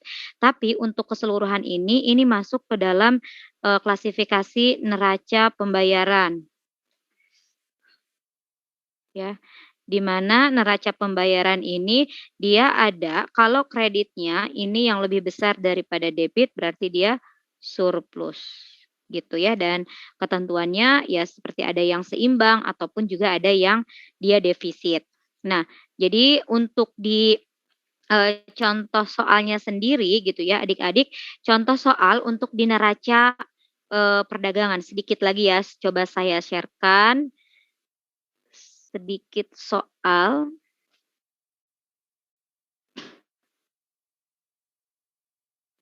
Satu saja atau, nanti saya berikan aja deh ya soalnya latihannya kepada adik-adik semua.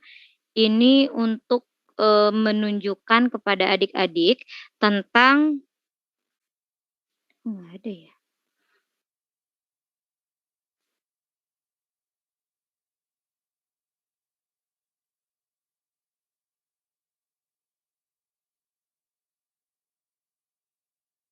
Apakah saya ada ya? Oh ada. Oke.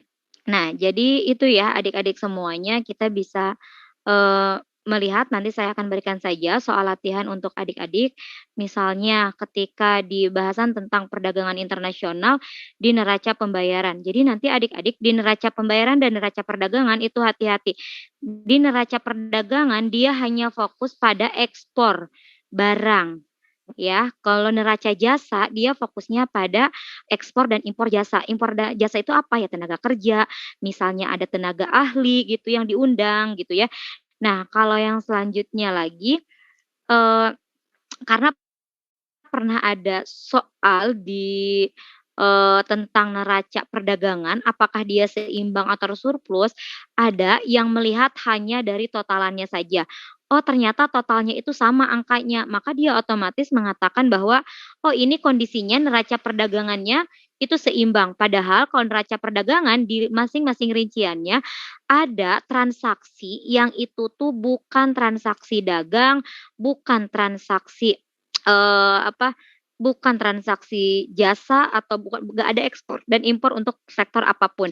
Yang ada adalah pengeluaran lainnya dan, jadi tidak jelas, tapi ada angkanya. Nah, sehingga kalau kita hitung kembali itu tidak, menjadi, apa namanya, satu,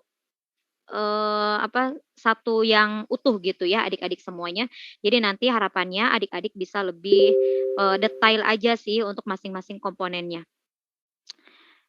Nah, jadi, kalaupun nanti melihat di angka gitu ya, karena tadi ternyata susah banget untuk dicari soalnya lagi. Satu saja sebelum, kita akhiri gitu ya adik-adik semuanya, saya akan, menuliskan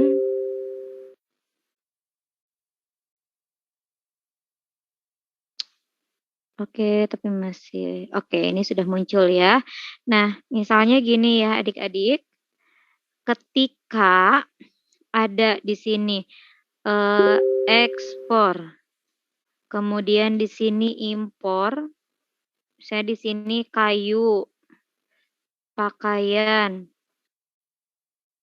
ini 700, 500, impor juga kayu misalnya teh ya, di sininya 650, pakaian juga misal ini mah ya, kemudian ininya 600 juga. Nah, yang selanjutnya ini ada, eee, lainnya, misalnya teh lainnya 50.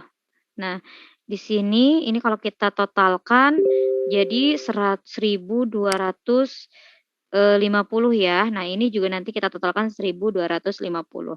Nah, 1.250, nah di sininya itu ini udah 1.250 ya? Oke, 1.250 atau di sini mah 600 juga, di sini ada 50, tetapi untuk impornya impor, eee, kedelai misalnya teh ya.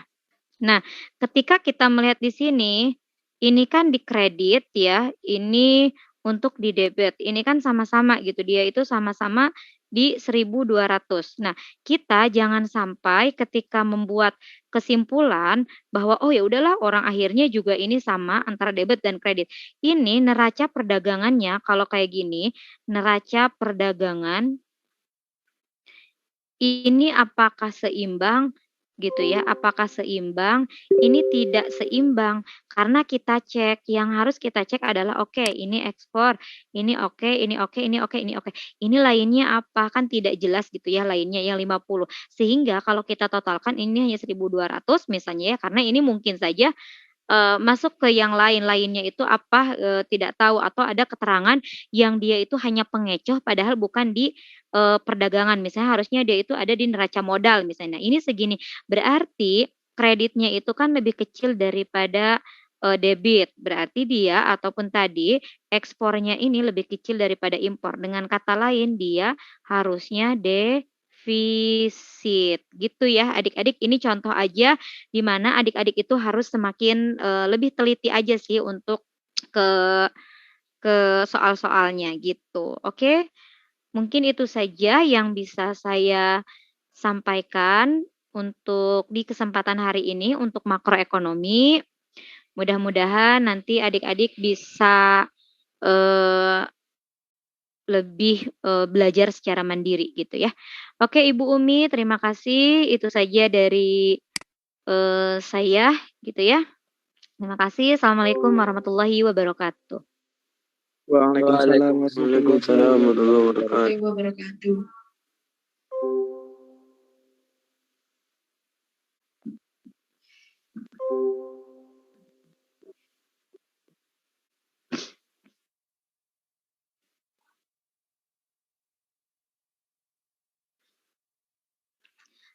Pokoknya buat adik-adik, kalaupun misalnya ada beberapa yang kita kadang pusing, pusing itu adalah proses kita ada proses, kita menstimulus apa yang disampaikan. Tapi tentunya adik-adik jangan lupa kuncinya adalah latihan latihan dan latihan terus dari soal-soal ya.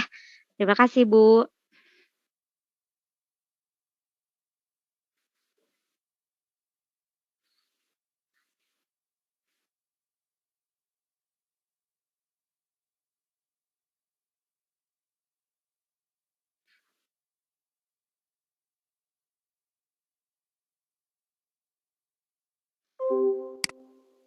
Waalaikumsalam. Waalaikumsalam warahmatullahi